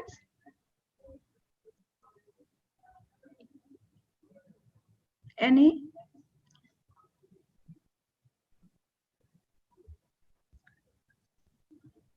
Okay. Okay. So regarding this pandemic situation in Japan, so but however in Japan, I know the people are very hygiene and always physical distancing, right? And always wear masks. So yes, so also use unless water you have yourself or someone affected to COVID, you don't really feel that there is a pandemic. That's the real feelings in daily lives. So student at school now is still normal, so they come to school. Yes, they go to the school every day? but yeah, after the end of Golden Weeks in the beginning of the May, yes, the school life is back to normal, just wearing masks all the time. So yeah, it's very interesting. Even in Japan, Japan is close to China and just exceptional case. Sorry, yeah. exceptional case is the university. Universities are still hesitating. Not all of them. Some of them opened from this autumn, from September or October, but not all of them. I think that's due to you know, the characteristic of universities that, you know, more different types of people can enter to the university, so they are more cautious about it. Oh, so university students. So yes, you they got have to say, always have been doing their classes through online. So there has been many students, the freshman students, and they have no experience of going to the university. They got succeeded to get in. So, oh, I see. So I see. However, they miss their friends, right, at campus. Yeah. Okay, but however, toddler and teenager can come to school, so it's not a big problem. So parents still come to work. Yes. Right. Yes. Yeah, and Muslim community still can stick together in the same yes. moment. Okay. Yes, alhamdulillah, alhamdulillah. Yeah, so it's there is no problem with the praying, Friday praying. No, as I told you, yes, they're offering two times with limited numbers, and then, you know, checking temperatures, sanitizing, and changing the seats. Yeah. So, oh yeah, Sensei, there is one question from Mr. Muhyar Fanani. He is wondering, why do you interested to converting to Islam? Could you please share your experience? totally different. Yeah, because question. different topic. Welcome. Outside context. But you need another 2 hours for that. Oh, okay. No, Yeah, just because, very short, in very short. In very short. Because we human beings, whosoever, either you're from Japan or from Indonesia or from Arab world, everywhere, anywhere, we are given a fitrah, heavenly nature of wanting to know the truth. So at one stage of our lives, we start asking ourselves, where did I come from, and where am I going to, and what am I living for? I wanted to know the answers. So that was the beginning of my journey. Yes. So of course there are some people, they try to sincerely follow and seek those answers for those questions, but some people, they just straight away give up because it's difficult, you know, questions to be answered. Yeah. And alhamdulillah, for my case, I was very fortunate enough to get to know one wonderful Egyptian family when I was in Australia, Melbourne, as an exchange student. Because before knowing them, I was strongly believing that Islam was such a fanatic religion and Muslims are all, you know, insane people and crazies. Yeah. Yes. Yeah. Although I was searching for the truth, and then I once determined to become a Buddhist monk at the age of 14. Okay, so afterward, your opinion, your assumption about Islam is totally different, right? Yes. Yeah. Knowing and meeting a wonderful Muslim family and people, that was the beginning of the, you know, change. Okay. Yes. Okay. So as my humble advice and wish at the same time is for all of us, including myself, to be a real good Muslim, so that any other non-Muslims can come closer to Islam, bismillah. Okay. Yeah, great experience, Sensei. Thank you. Okay, one more question. Yes. From Galicia, she wants to know about how is the condition of business related to Islam in Japan affected by the pandemic? How is business? it? Yeah, business related to Islam. Business related to Islam. Is there any things? Yeah. Maybe is there any relation? Business that are affected business and Islam is Islam. business, maybe business that's running by Islam is Muslims, you mean? Muslims, but they affected by pandemic. Is it occur? Well, I guess so as many like restaurants, food industries. Of course, I guess to up to some extent they were affected, including Muslim restaurant or non-Muslim restaurant. Yeah, that's the common norm. Yeah, I guess. And some employees fired due to this pandemic. I don't know. I didn't. Yes. Yeah, Not I particular think, many cases reached to me. Because different areas or different Yes. different cases, right? Different provinces in Japan. Yeah, especially for the cities and the rural and suburb areas. Yeah. Yes, and also they have created through the application, the delivery system, delivering food. So yeah, many restaurants shifted, utilizing that service to survive. Okay. Once more, Sensei, from Saprianus Voda. Yes. What do you think is the basic difference between Islamic in Japan and in Indonesia? So are there Islamic in Indonesia?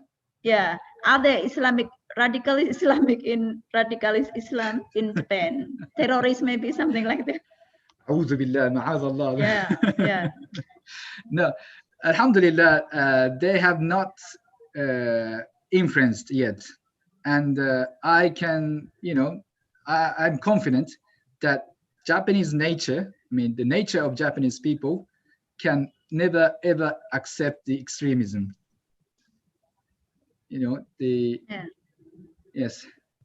But one thing I was very much impressed and longed for, one day Allah would grant us Muslims in Japan as well, through my visit to Indonesia, Pekalongan, was that, mashallah, so many Indonesian brothers and sisters are very much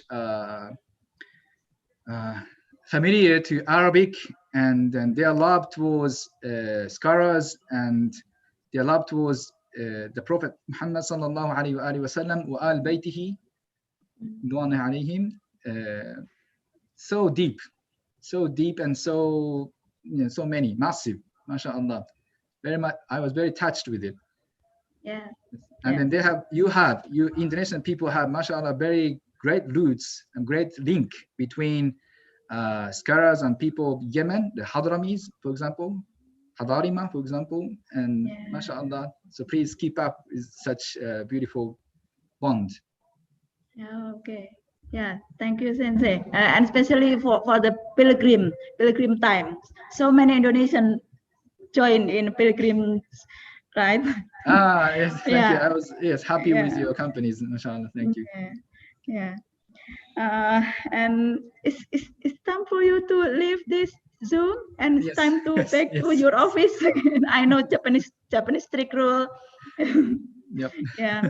If you allow me. Okay.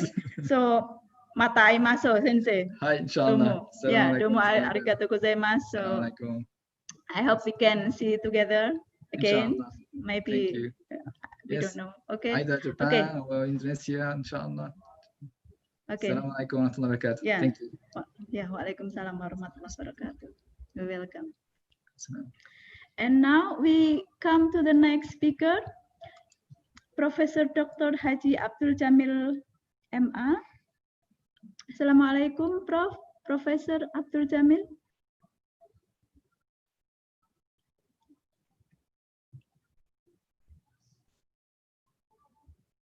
Hello. Salam warahmatullahi wabarakatuh. Ya, waalaikumsalam. Suara saya, could you? Yeah, very clear. Very clear. My voice. Yeah, not to worry, Sensei. Not to worry, Prof. Yeah, very clear. Sangat Can you hear keras. my voice, Mbak Nadia? I can.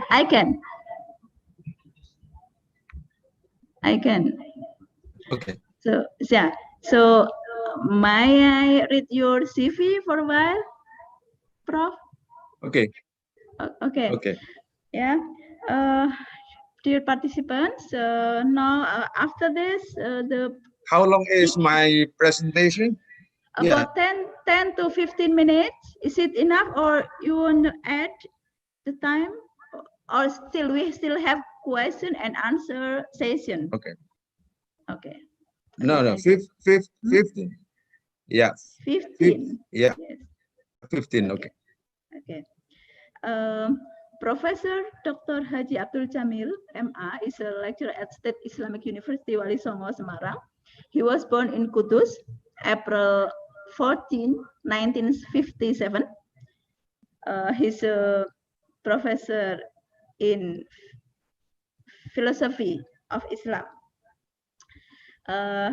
He was finished his bachelor degree from UIN Walisongo, and then continue to his master and doctoral program in UIN Sunan Kalijogo, Sunan Kalijaga, Yogyakarta. And then he did follow so many trainings, so many non-formal education seminars, like training conflict and resolution, Lemhanas, training consultant ODAC, Organizational Development for Advisor and Consultant, Netherlands in 2009, and then Interfaith Dialogue between Indonesia and Russia in 2011, and still so many, Prof. So, and then for position,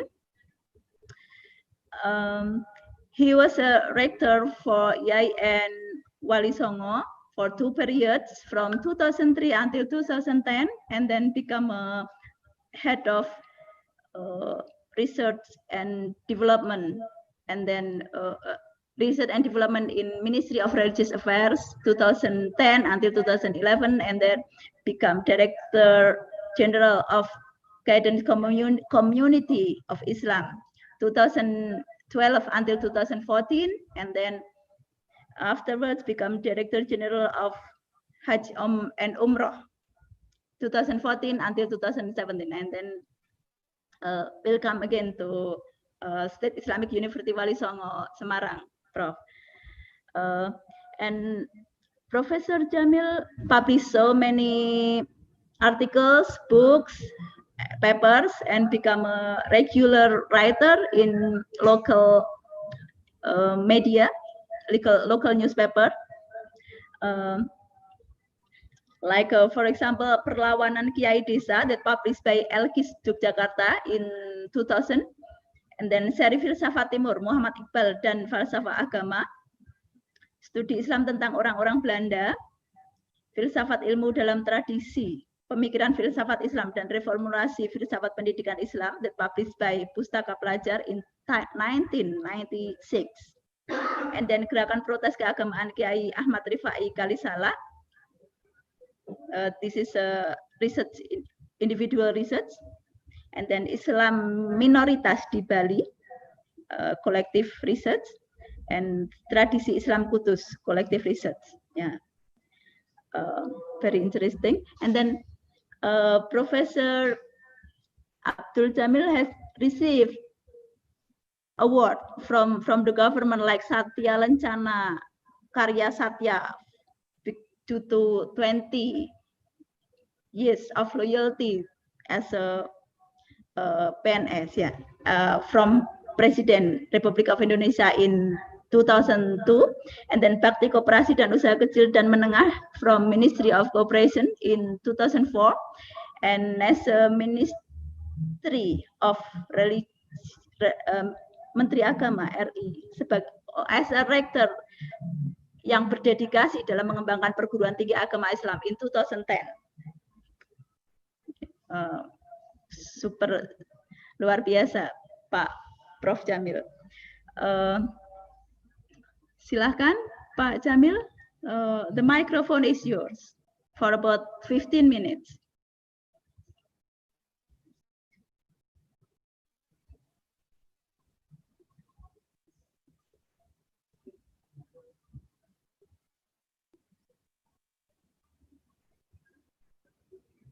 Silakan.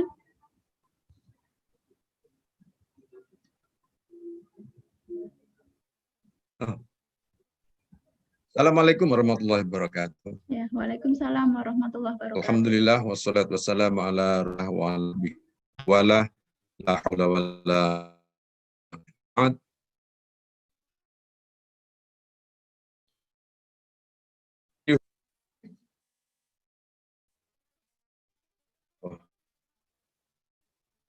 Hello, can you hear me?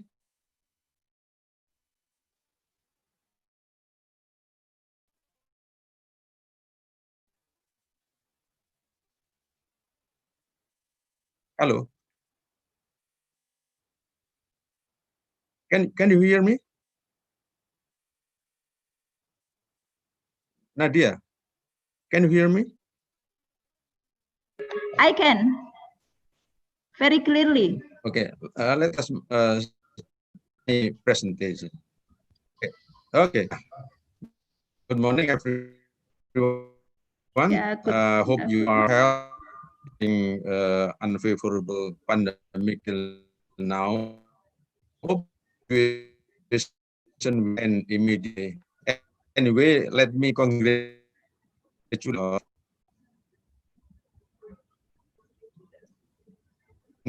the for initiating this important webinar. So inviting this webinar to discuss the global issue.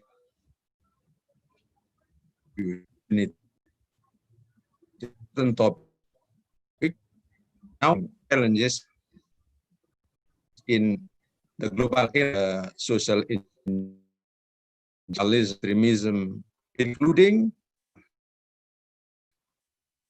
the other thing is that Islam also opportunity problem got from previous also higher Islam and so on. Sorry, Prof. Your voice is on and off, on and off. I'm to join the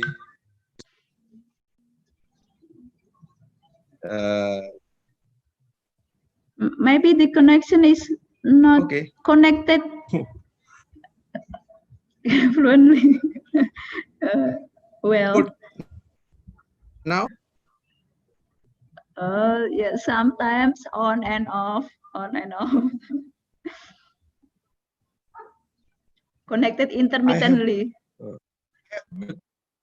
Already, it's already.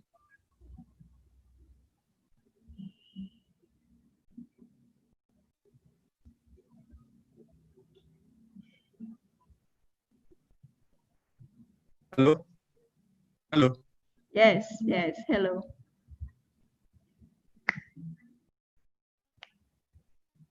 Hello. Yes. Hello. Hello. Yes, I can. Can you hear now?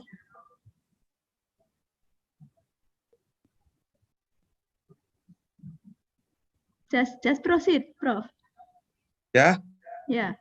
Can I? Yes, just continue your presentations. No problem. Okay. Okay. Okay. Okay. Yeah. I'm glad to join and speaking on anything in some countries, especially in now, and this situation still exists in the future. I mean, Islamophobia look like an ending story with mode of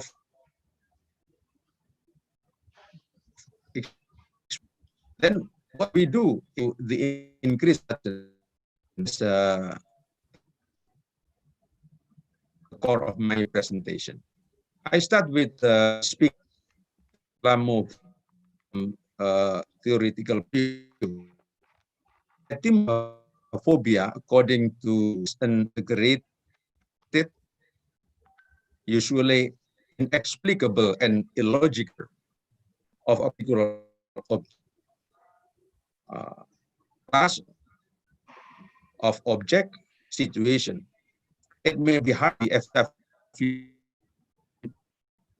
sufficient determine the source still exists.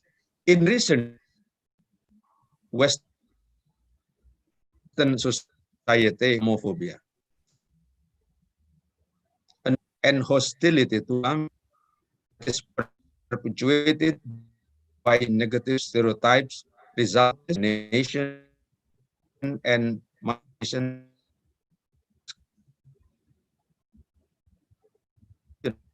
Although there are, as mentioned above, historically, the had been Muslim in the West. Back to historical account, this case is not a new one, since it happened repeatedly in the West.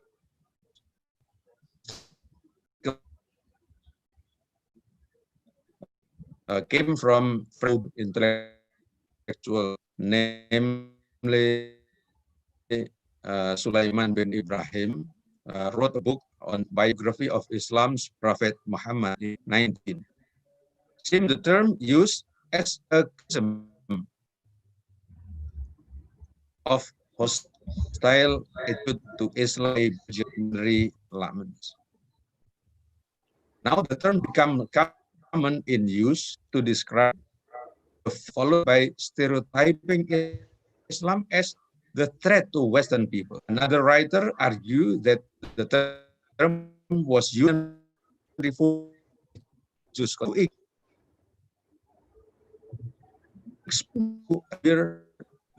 while others define it as intolerance toward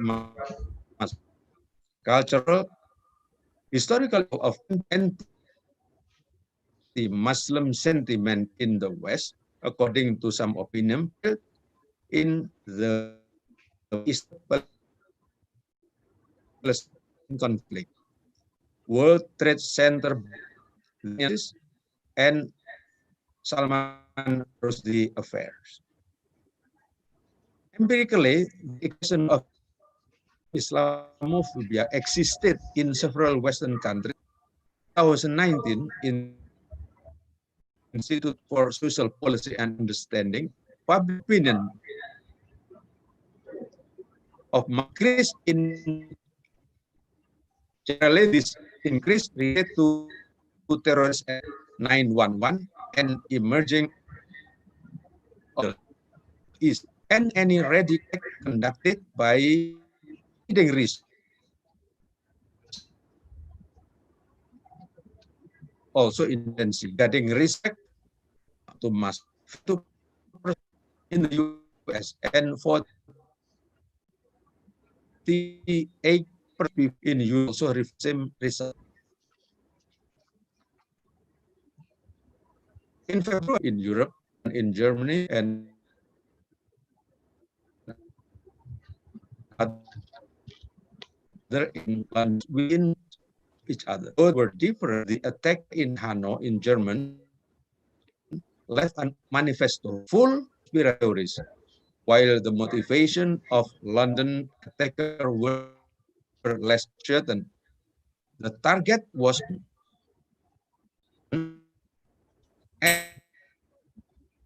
growing attacks on Muslim across 20 months, so an increase of Islamophobic incident in Austria, approximately 70, with the culmination of decade of increased widespread antipathy to Islam. 44 contradiction in Islam values the figure in Finland 53%. I in New Zealand occurred at mosque on March. The attack by a single gunman entered both mosques, began at the mosque at 1:40 p.m. and continued and killed 50 and injured 40 people. Brenton, the old Australia and his supremacist, and also the Islam. According to information, he planned to burn mosque. And now I proceed to Islamophobia related to politics. Politically, the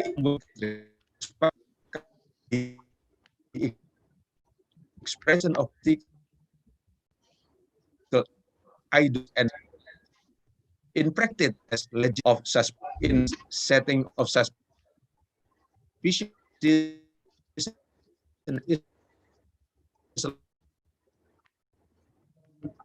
is the Jihad movement. It exists as and in Europe stop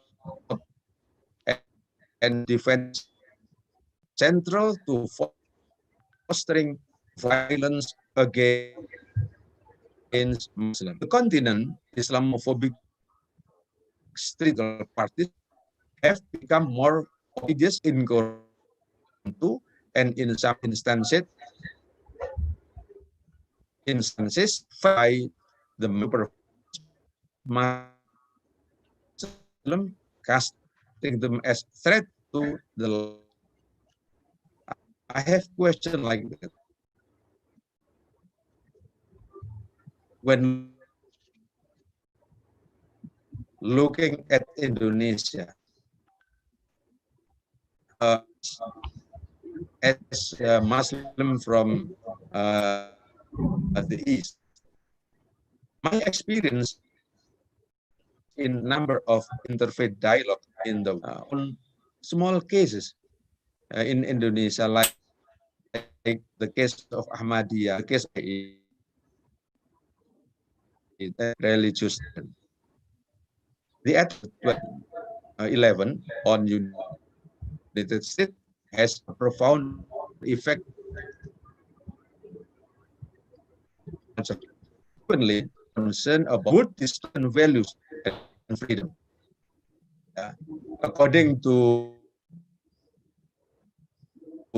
experts like this, threat was not put by United States alone.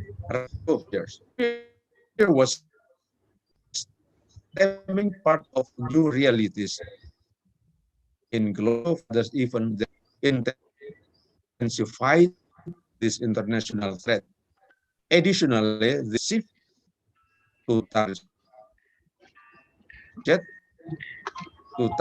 the security exposed growing Muslim refugees and another trait of Islamophobia of some importance that could in other might be then was elected as 45 define the UN policy as may argue power with Islam. Sorry, Professor. The voice is very low and some connected and sometimes not. So can you please see if your or shift your position maybe, so to make the voice more clear, because the connection is intermittently connected or not. Maybe you can shift your position, or how do you think about to overcome the voice? Yeah, I come nearer to the microphone now. Okay. Okay. I come nearer now to the microphone. You okay.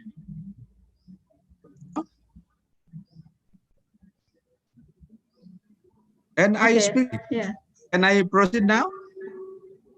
Yeah, I know you try your best. Now let yeah. me take further example of personal. Okay, but Nadia. Okay, let no me problem.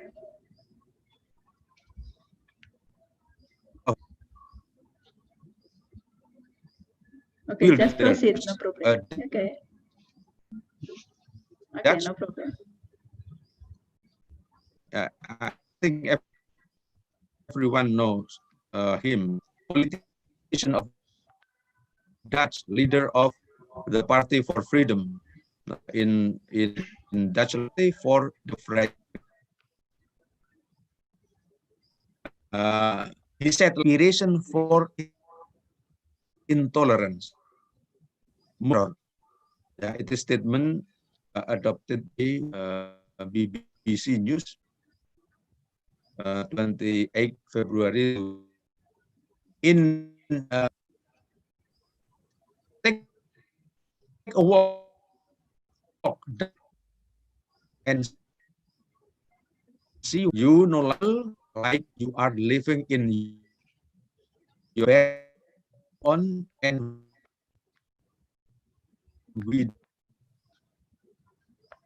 before you know it there will be and then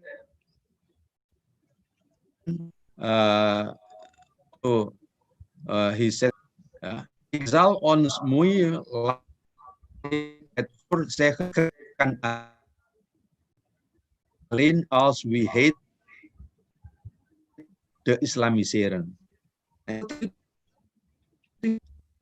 If I speak only Islam, this great world Netherlands, who called fitna, describing the of Mohif in negative portrait, in negative story, and also draw wilders. Fraser Anning, the former Australian politician, he has a statement like this: I am utterly opposed within our community and totally condemn the action of gunmen.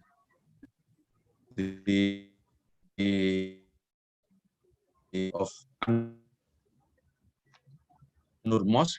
However, while kind of what is highlight is the growing fear within our community, both of the increasing Muslim presence.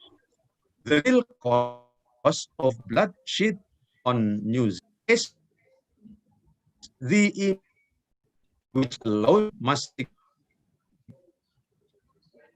migrate better.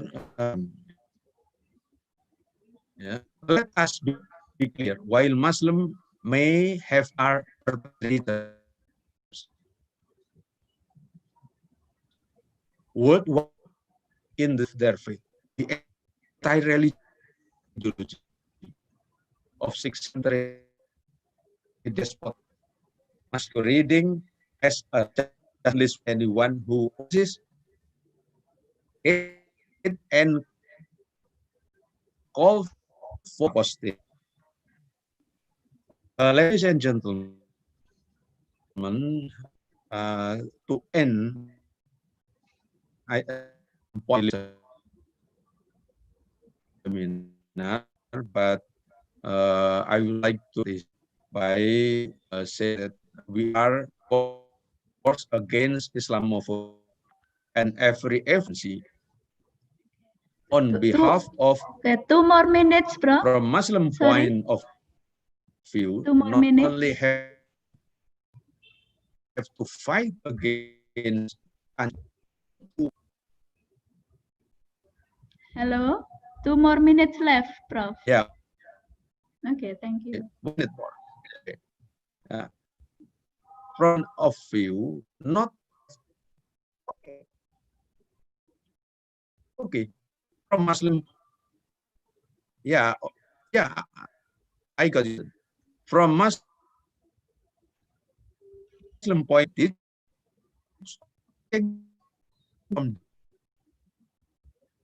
which spirit prophet for in the to end the communicate to the Western, which to a certain extent are still as pronounced by some zealots and often because effort side Islam and operation among people in this planet. It is described by the Kipling, East and East, West is West, and never the mid till earth and sky stand presently.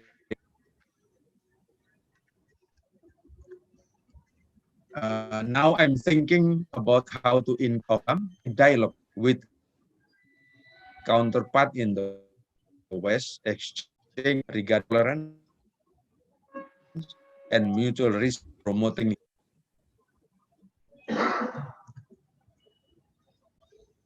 Okay, thank you very much. Assalamualaikum. Okay.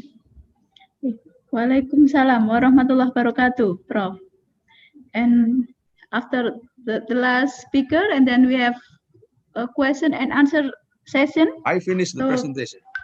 Okay, yes, thank you, Prof. After this, the last from Professor Dr. Haji Abdurrahman Masud, we still have question and answer session. So please, participant, if you have question, please write down your question in the chat window. Okay. Hello, assalamualaikum, Professor Dr. Haji Abdurrahman Masud. Okay, how are you? Alhamdulillah, baik-baik saja. Okay, alhamdulillah. Okay, nice to see you, Prof. Nice to Finally. meet you. Okay, I will read your CV for 1 minute. May I? Please go ahead. Okay, thank you. How should I call you, Prof? Prof Rahman or Prof? Boleh apa saja. Oh, boleh apa saja. Baik. Prof Abdurrahman Masud was born in Kudus, April 16, 1960. He finished his bachelor program in 1987 from Faculty of Tarbiyah in UIN Jakarta, and then he finished his master and doctoral program from the same university, UCLA, University of the California, Los Angeles, America, in 1992, and for doctoral for 1997. And then his position, was so many positions he in his achievement up to now. From like become director of higher education of Islam, Ministry of Religious Affairs in 2006 until 2007, and then head of research and development of Ministry of Religious Affairs in 2007 until 2012. And then again until 2014, and then become PLT, Pelaksana Tugas, Director General of Guidance Community of Christian in 2016 until 2017, and then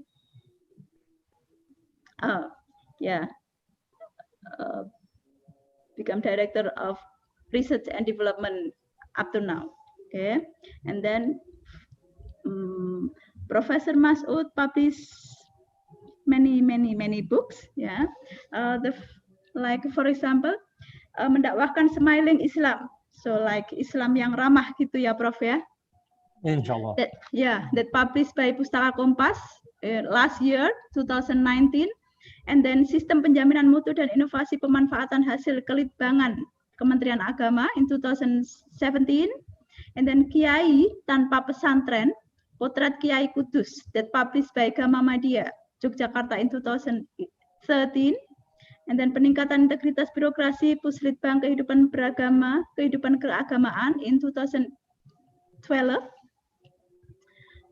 And still so many, Prof, because you have been with so many foreign overseas countries, so I cannot mention all of them because of the time, because of limited time. So I think it's better for you to start your presentation, Prof. Baik, sebelum itu mohon host mengizinkan saya mau membuka ini ya, share screen sendiri. Jadi karena silakan. Ini sudah terlanjur dibukakan oleh panitia. Padahal saya mau share screen sendiri dulu. Jadi saya akan melakukan kalau diizinkan. Masih belum diizinkan saya ini, biar jelas. Mohon diizinkan share screen. Okay, it's already. Okay. Yeah, sekarang it's already finished. Yeah. Okay. We did it. Okay. Okay. Once again, Assalamualaikum warahmatullahi wabarakatuh. Alhamdulillah haqqa hamdih wassalatu wassalamu ala sayyidina Muhammad wa alihi amma ba'd. Saya juga akan berusaha untuk menyampaikan sesingkat-singkatnya. Kebetulan sudah saya siapkan 2 file dan sudah terlanjur dalam bahasa Inggris. Padahal sebetulnya bisa bahasa Indonesia sebetulnya. Tapi nggak apa ya. There's no problem. Okay. This now in English. Dan bagian yang pertama ya, file ini lebih merupakan data ya, lebih merupakan yang lebih praktikal gitu, singkat paling hanya 5 menit yang ini. Terus kemudian nanti ada bagian 2 yang lebih reflection, lebih opinion atau lebih philosophical ya. Yang pertama, I think everybody knows about perguruan tinggi agama di Indonesia. Ini dari Asia Tenggara saja belum muncul ya. Masih muncul perguruan tinggi yang ada di luar negeri, Singapura, Malaysia, Thailand, ya, Filipina. Indonesia muncul, tapi bukan UIN, bukan UIN dari 15 besar ini tahun 2020. Ini persoalan kita yang harus kita hadapi secara nyata. Baru nomor 9 itu muncul UI, ya, bukan UIN. Nomor 9 muncul UI, and then UGM dan ITB, ya. So this is our agenda. In the future, we have to deal with this. Nah, this is understandable. Why? Because keadaan kita adalah seperti berikut ini ya. Ini keadaan kita berikut ini. Wait 1 second. Inilah keadaan kita. Memang kita punya reading habit yang sangat rendah ya. Number 75 ya dari 81 negara itu kan sangat keadaan yang ada seperti itu ya. Yang harus kita ratapi bersama untuk berubah ya. Maka kalau kajian pendidikan kira-kira ini, this is our main problem dan bersifat klasik ya. There is long history of dichotomic science ya, between religious and general science, spirit of inquiry, hirsun fi thalabul ilmi has been away ya. So the tradition of empirical research, reading and writing is also lacks. There is another problem of certificate oriented, and then our education is not problem solving oriented, and then common sense is forgotten. Also akhlak, ya, itu lebih ke masalah halal dan haram, masalah dosa, ya, tidak berhubungan dengan masalah social ethics, ya. Padahal persoalan kita adalah persoalan social ethics seperti corruption dan sebagainya. This is our general problem. Kalau lebih spesifik, ya sekali lagi ini hubungannya dengan dosen juga seperti ini, ada lecturer problem. Lebih complicated adalah students problem. As next, ya. There are some of students problem. Oleh karena itu agenda kita, this is my mukadimahnya, kita harus developing academic skill, ya, yakni learning attitude. Yang learning attitude itu harus pursued in a comprehensive, integrated, continuous, and consistent way of learning, ya, bagi lecturers and students kedua-duanya. Jadi kedua-duanya harus mampu ini, bagaimana change our academic condition. And then I'm going to, nah berikutnya mungkin bisa dibantu oleh ini, boleh deh sekarang dibantu oleh ini kita, mohon maaf, oleh panitia yang host tadi dipaparkan. Mohon dibantu sekarang, boleh paparan berikutnya. Ini saya tutup ya. Saya tutup, atau saya lagi sendiri. Tadi yang dari panitia tadi. Oke.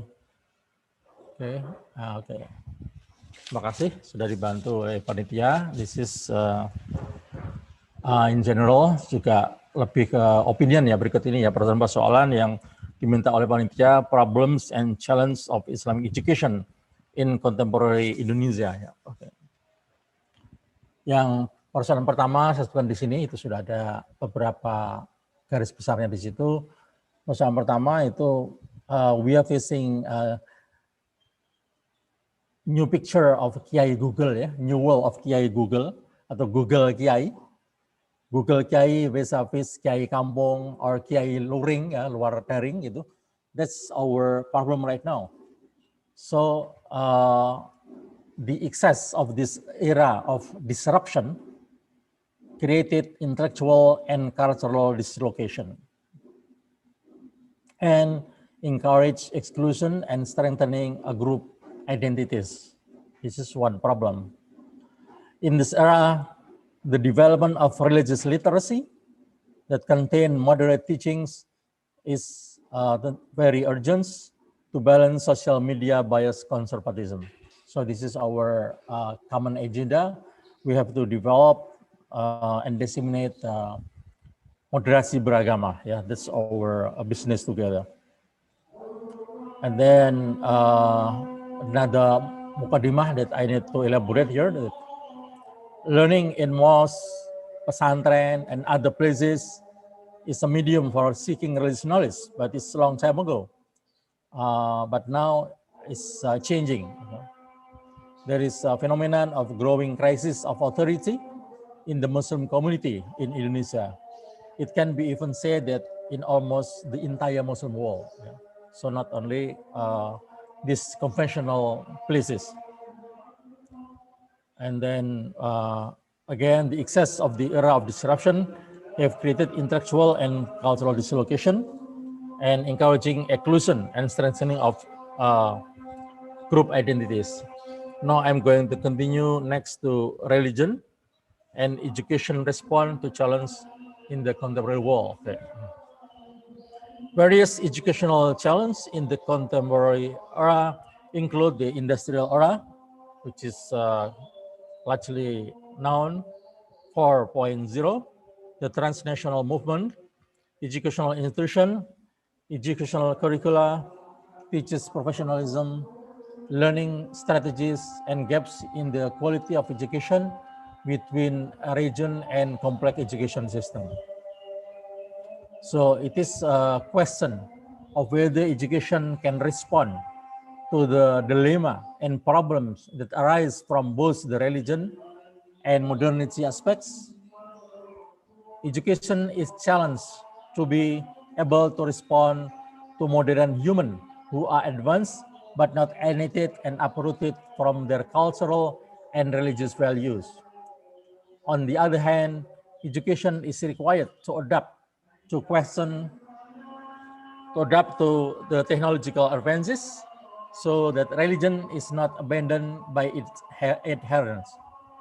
Education is in question to respond to that. It is against highly developed contemporary phenomena and religious phenomena that are tens of centuries old. Will religion and education be able to bridge the two effect of phenomena, namely religious alienation and conservatism? The perspective and practice of moderation in religion are not only the need of the Indonesian people, but the global need of the world community. This was confirmed by the historic meeting. I think everybody read this, but need to underline again. Happened last year. Pope Francis with the Grand Imam of Al-Azhar, Egypt, Sheikh Ahmad Muhammad Tayyib, last year in 2019. The meeting resulted in a document of human fraternity, which among other things emphasized that our common enemy today is actually fanatic extremism. It is a desire to destroy each other destruction, war, intolerance, hate, and others, which the classic word, there is a class of civilization. This is our problem here. So education has to respond this. That's why also I put it here, next page, the role of PTKI, peran PTKI, which is Islamic Religious Higher Education. Tadi disinggung juga oleh Prof. Ron, informing an excellent millennial generation. Bagaimana caranya ya? First, we have to remember that there is almost 700 in number, 700 in number of UIN, UIN, STAIN, and also PTKIS, perguruan tinggi agama yang swasta, altogether be almost 700. So this must be very strategic in achieving the goals of national education, especially the realization of Indonesian people who are faithful, yang sangat beragama, takwa, pious, and have noble character. The challenge of rapid advance in technology and information should be seen as strategic opportunity for PTKI in developing moderate Islamic values, in supporting the advancement of the life of the nation and state. And we are glad that scholars from Japan, scholars from the US believe this, but Indonesia will do that. You can read at Masron books, so not only article, short article, but he has book and already published in Indonesian language. I believe the strategic role of PTKI to develop the moderate Islam in Indonesia now and in the future. But the fact is that we have to concern now the research finding now. So I'm not talking about Pak Ron again, but talking about the other research, that the potential for radicalism among students occur in all circles, including educated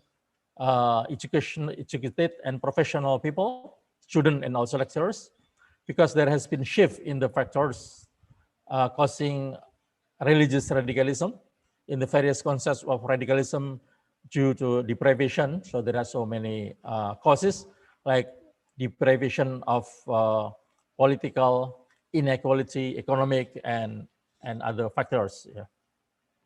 And this research has been developing. And one of the research says that more than 30% of radicalism, lebih dari 30% radikalisme di perguruan tinggi agama, bahkan semua agama, tidak hanya Islam saja. So this is one of our concern. And the next, a little bit on direction and objective of Islamic higher education. The implication of socio-cultural transformation on Islamic education lies in the elements of knowledge that shape culture and civilization. These implications are necessary and solutions are immediately sought.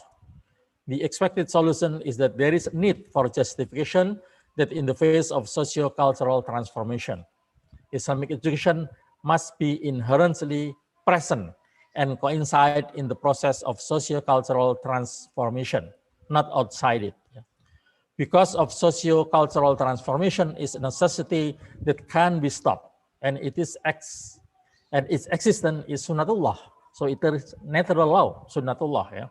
Therefore, in relation to development of Islamic education is how Islamic education formulate and unite Islamic elements with the very complex elements and problem of life, so that both can dialectic harmoniously through the learning process.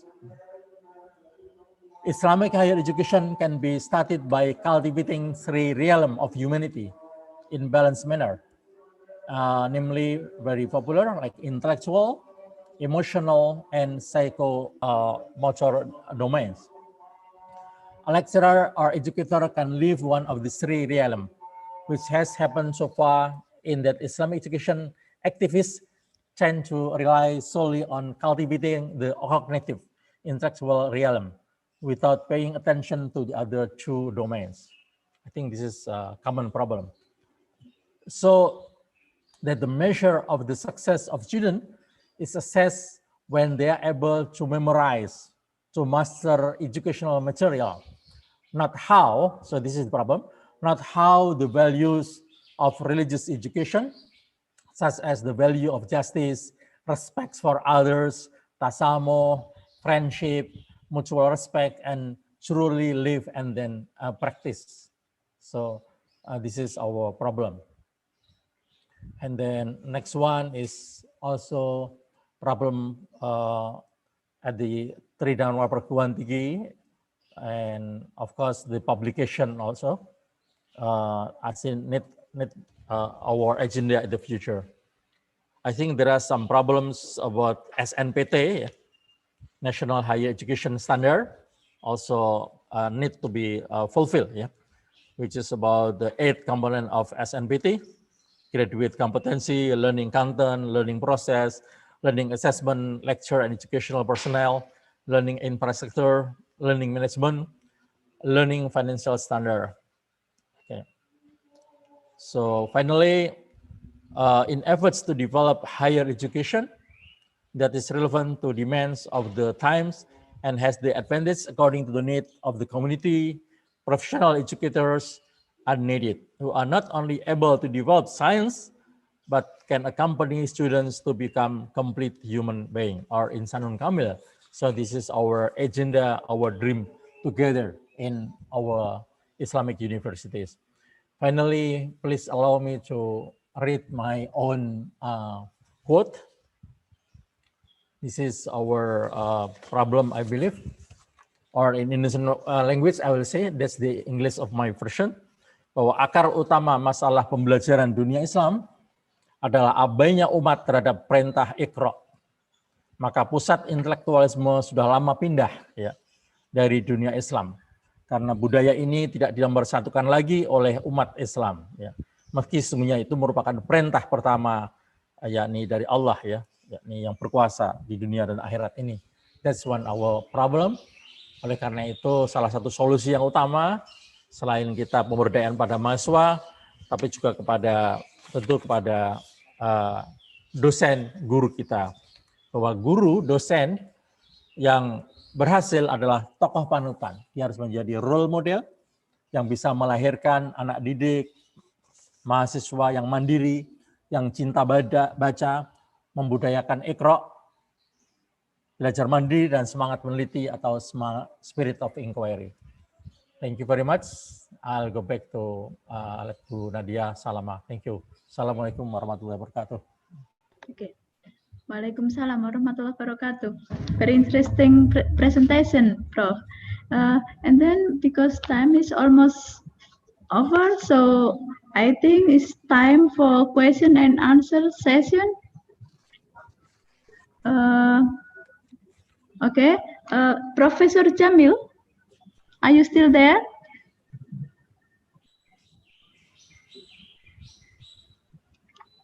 Hello.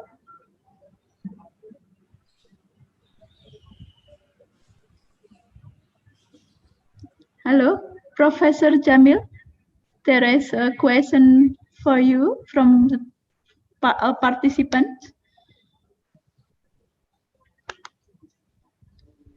Or maybe Professor Abdurrahman Mas'ud can answer the question first. The question is about as we know that Indonesia is the biggest Muslim country in the world, but many Westerners still see that Muslim world is identical with Middle Eastern world. So what is your suggestion to change the Westerners' angle in seeing Islam from Middle Eastern countries to Indonesia? Meanwhile, Indonesia is not a rich country and also not a religious country. Oh, please, Prof. Jamil or okay, Prof. Abdurrahman Masud first. Baik. Okay, terima kasih. I believe that one of the answer is we need more announcement, more interaction, more dialogues, with the West in this case, through students learning in the West, through seminar, through publication, and more dialogues. So that's our agenda and our job, our duty to do that. And that's the modern dakwah, I believe. The modern dakwah, the dialogues with the West. And I believe that if we do that, they will understand. And as we see from the scholars such as Prof. Kato, Prof. Ron, and they understand Islam well. Even they introduce, they introduce, of course, they are not Muslim, and they introduce Islam better than us with their language, So I was there in his campus, that's in 2001, have dialogue with Professor Ron, and Professor Ron explained Islam to the public university very, very, very well. So it's good to explain Islam with their own language, not with our language. So again, we need more interaction. And I believe this is our job now and in the future. Dan bisa, saya kira sudah banyak contoh, Prof. Jamil sudah beri contoh, yang lain sudah beri contoh untuk itu. Oke, Bu Nadia. Oke, baik. Kelihatannya Prof. Jamil sudah masuk, sudah bisa. Ya. Profesor Jamil. Halo, Prof. Halo, Prof.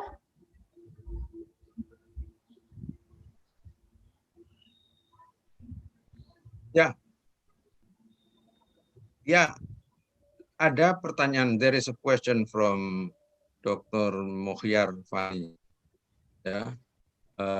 Pertanyaannya adalah that Indonesia country, but that is with Eastern world. What is your suggestion in Eastern country? Presentation, it suggests to the dialogues. Professor Rahman in the in Western country to agree to make and Western country positive portrait is done by Indonesia. To change of Western now may be still influenced by a number of terror, a number of extremist acts conducted from country. Thank you, Mohyar. Okay. For Professor Masud. I to myself. Can you hear? Yes, still. Still, no worries, Pak. Just proceed.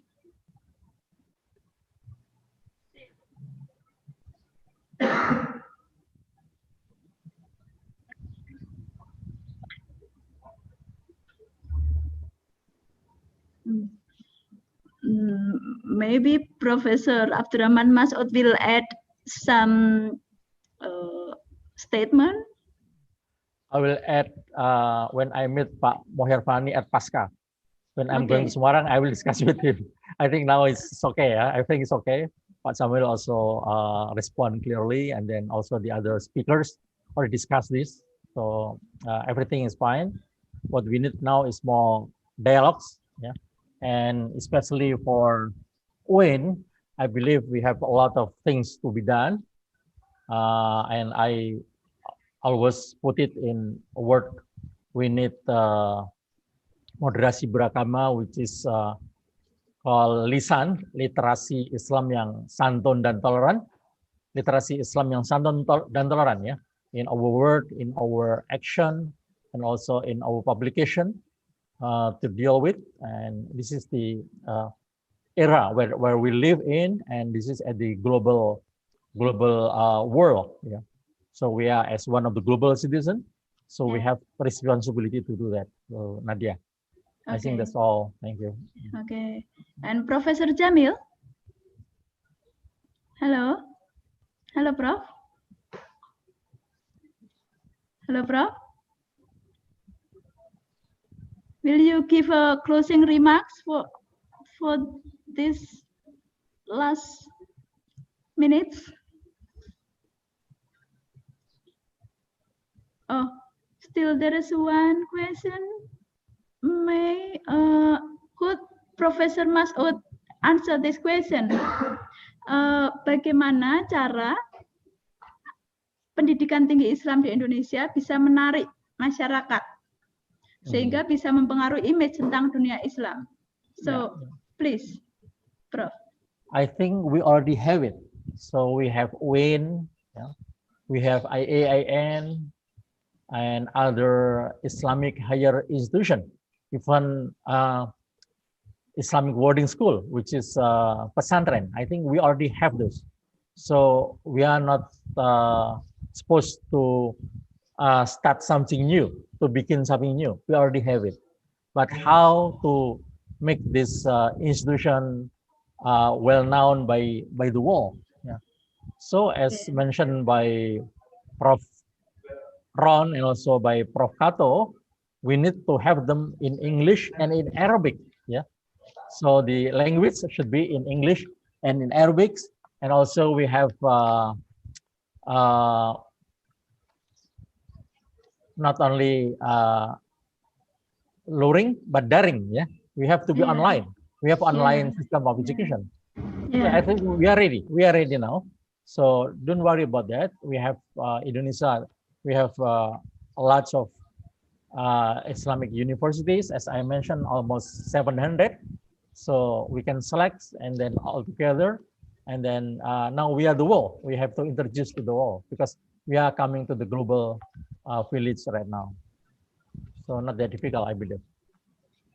Okay. Yeah. Okay, baik. So still closing remarks from you, Prof? Cukup, barangkali cukup. Oh, okay, enough. And Prof. Jamil, hello? Are you still connected with us?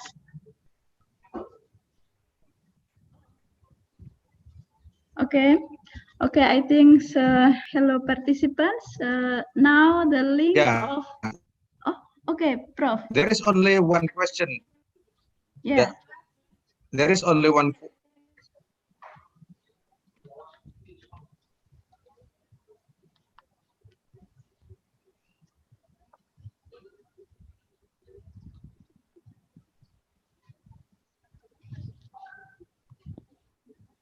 Hello.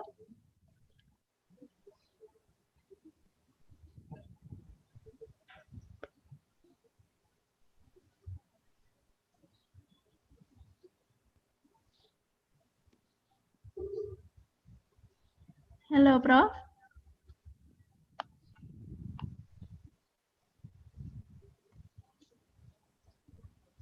Hello. Hey, okay. Okay, Prof. Hello. Yeah. Still, we can still hear you. Yeah, there is only one question to me, and I have answered the question. Okay. Yeah, I have answered the question from Pak Mukhyan. Betul, sudah dijawab oleh Prof. Jamil tadi, betul. Ya, baik. regarding my dialog antara Indonesia, ya, yang sudah dirintis oleh Prof. Rahman, itu ditingkatkan dan jangan dilawan dengan kekerasan. Memberikan informasi, to give information on Islam, maybe from Islam in the Middle East. Okay. Any other, Prof? No? Okay. Okay, participants, so the link for present for certificate of the seminar is already provided, so you can fill out the forms directly. And as a closing for this international webinar, I will say that now people in the current world want to raise awareness among current and future generation on themes such as tolerance, anti-radicalism, and equality in education and also in health system. However, to some extent, it's crystal clear that there are crucial building blocks for an open society. So at the same time, this awareness is a symbol of hope and peace with a view to better and shared future. Before we close this seminar, this webinar, I have a poem, short poem like before sleeping maybe. Sometimes you have got to get sick, my boy or my girl, before you start feeling better. So now lie down and dream of brighter tomorrow, and we hope all the things will come true. Jadi kadang-kadang kita itu perlu sakit dulu gitu ya, wahai anakku gitu ya, sebelum kita merasa lebih baik, feeling better. Oleh karena itu, please lie down and dream of a brighter tomorrow, dan kita berharap besok akan menjadi lebih baik dari sekarang. Ya, due to this pandemic situation. So, but before we close this webinar, can I ask you to open your video, so we can take the pictures together?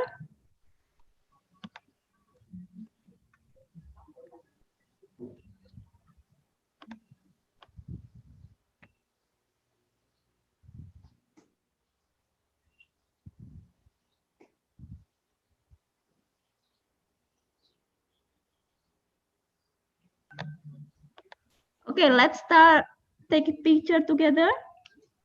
Please open your videos and smile. Okay.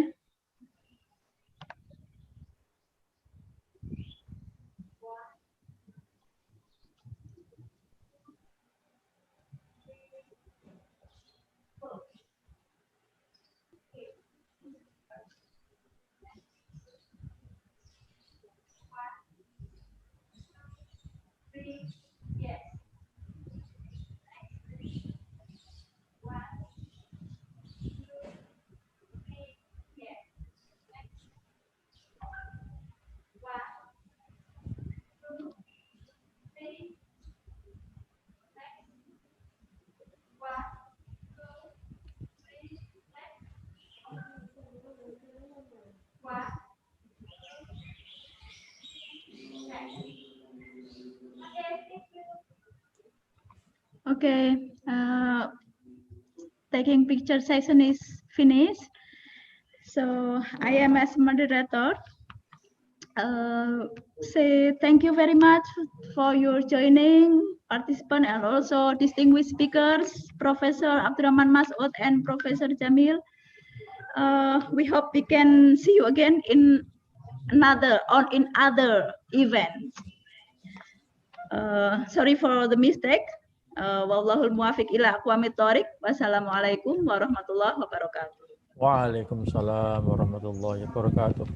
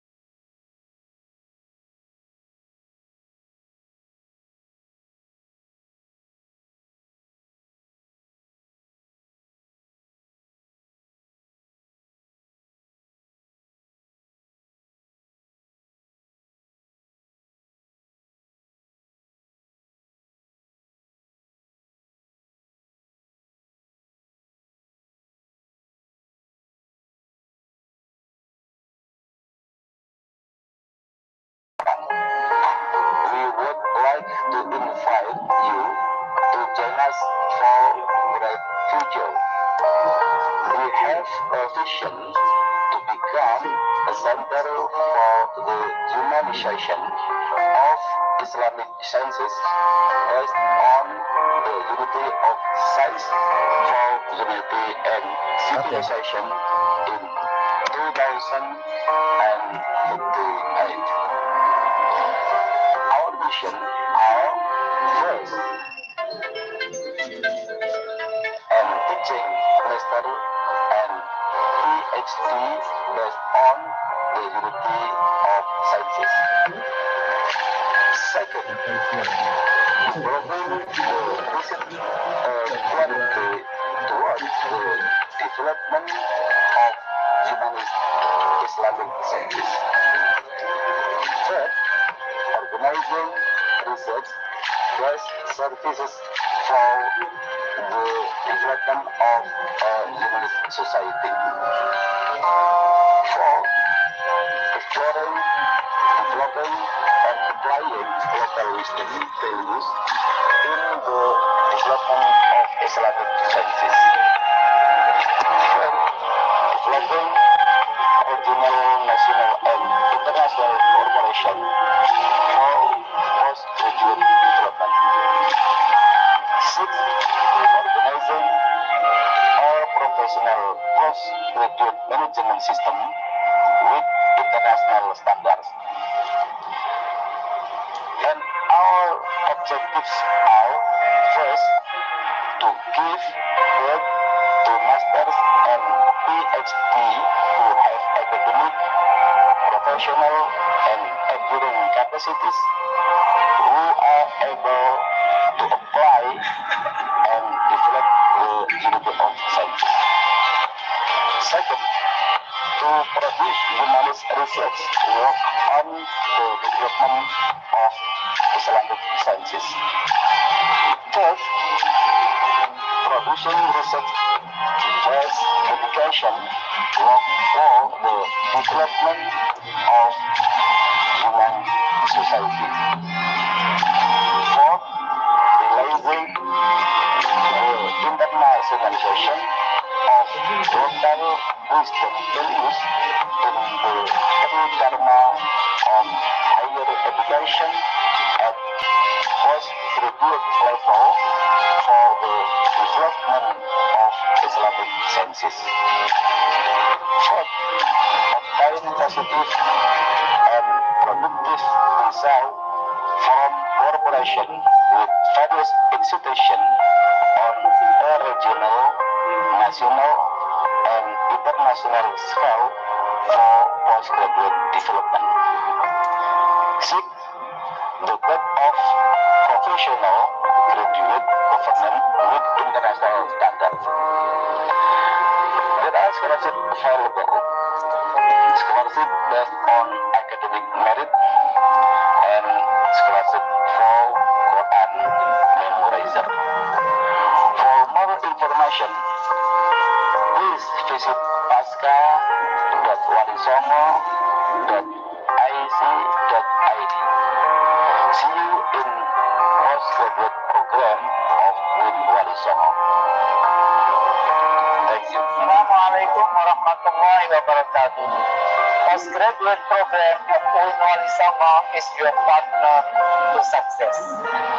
We have high concentrations of doctorate degree, namely Islamic studies, Islamic astronomy, halal food management, Islamic law in family, Islamic education, Sharia economy, Islamic legal theory and maqasid Sharia, and waqaf management. All those concentrations are accredited by Ministry of Education in Indonesia. Some of our students from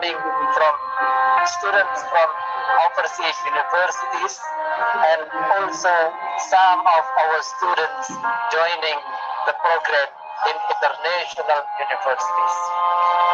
We have 7 departments or 7 programs in doctorate in magister degree, namely Islamic studies, Sharia economy, Islamic astronomy, Al-Quran and Tafsir, Islamic education, Islamic education management, Islamic communication and broadcasting.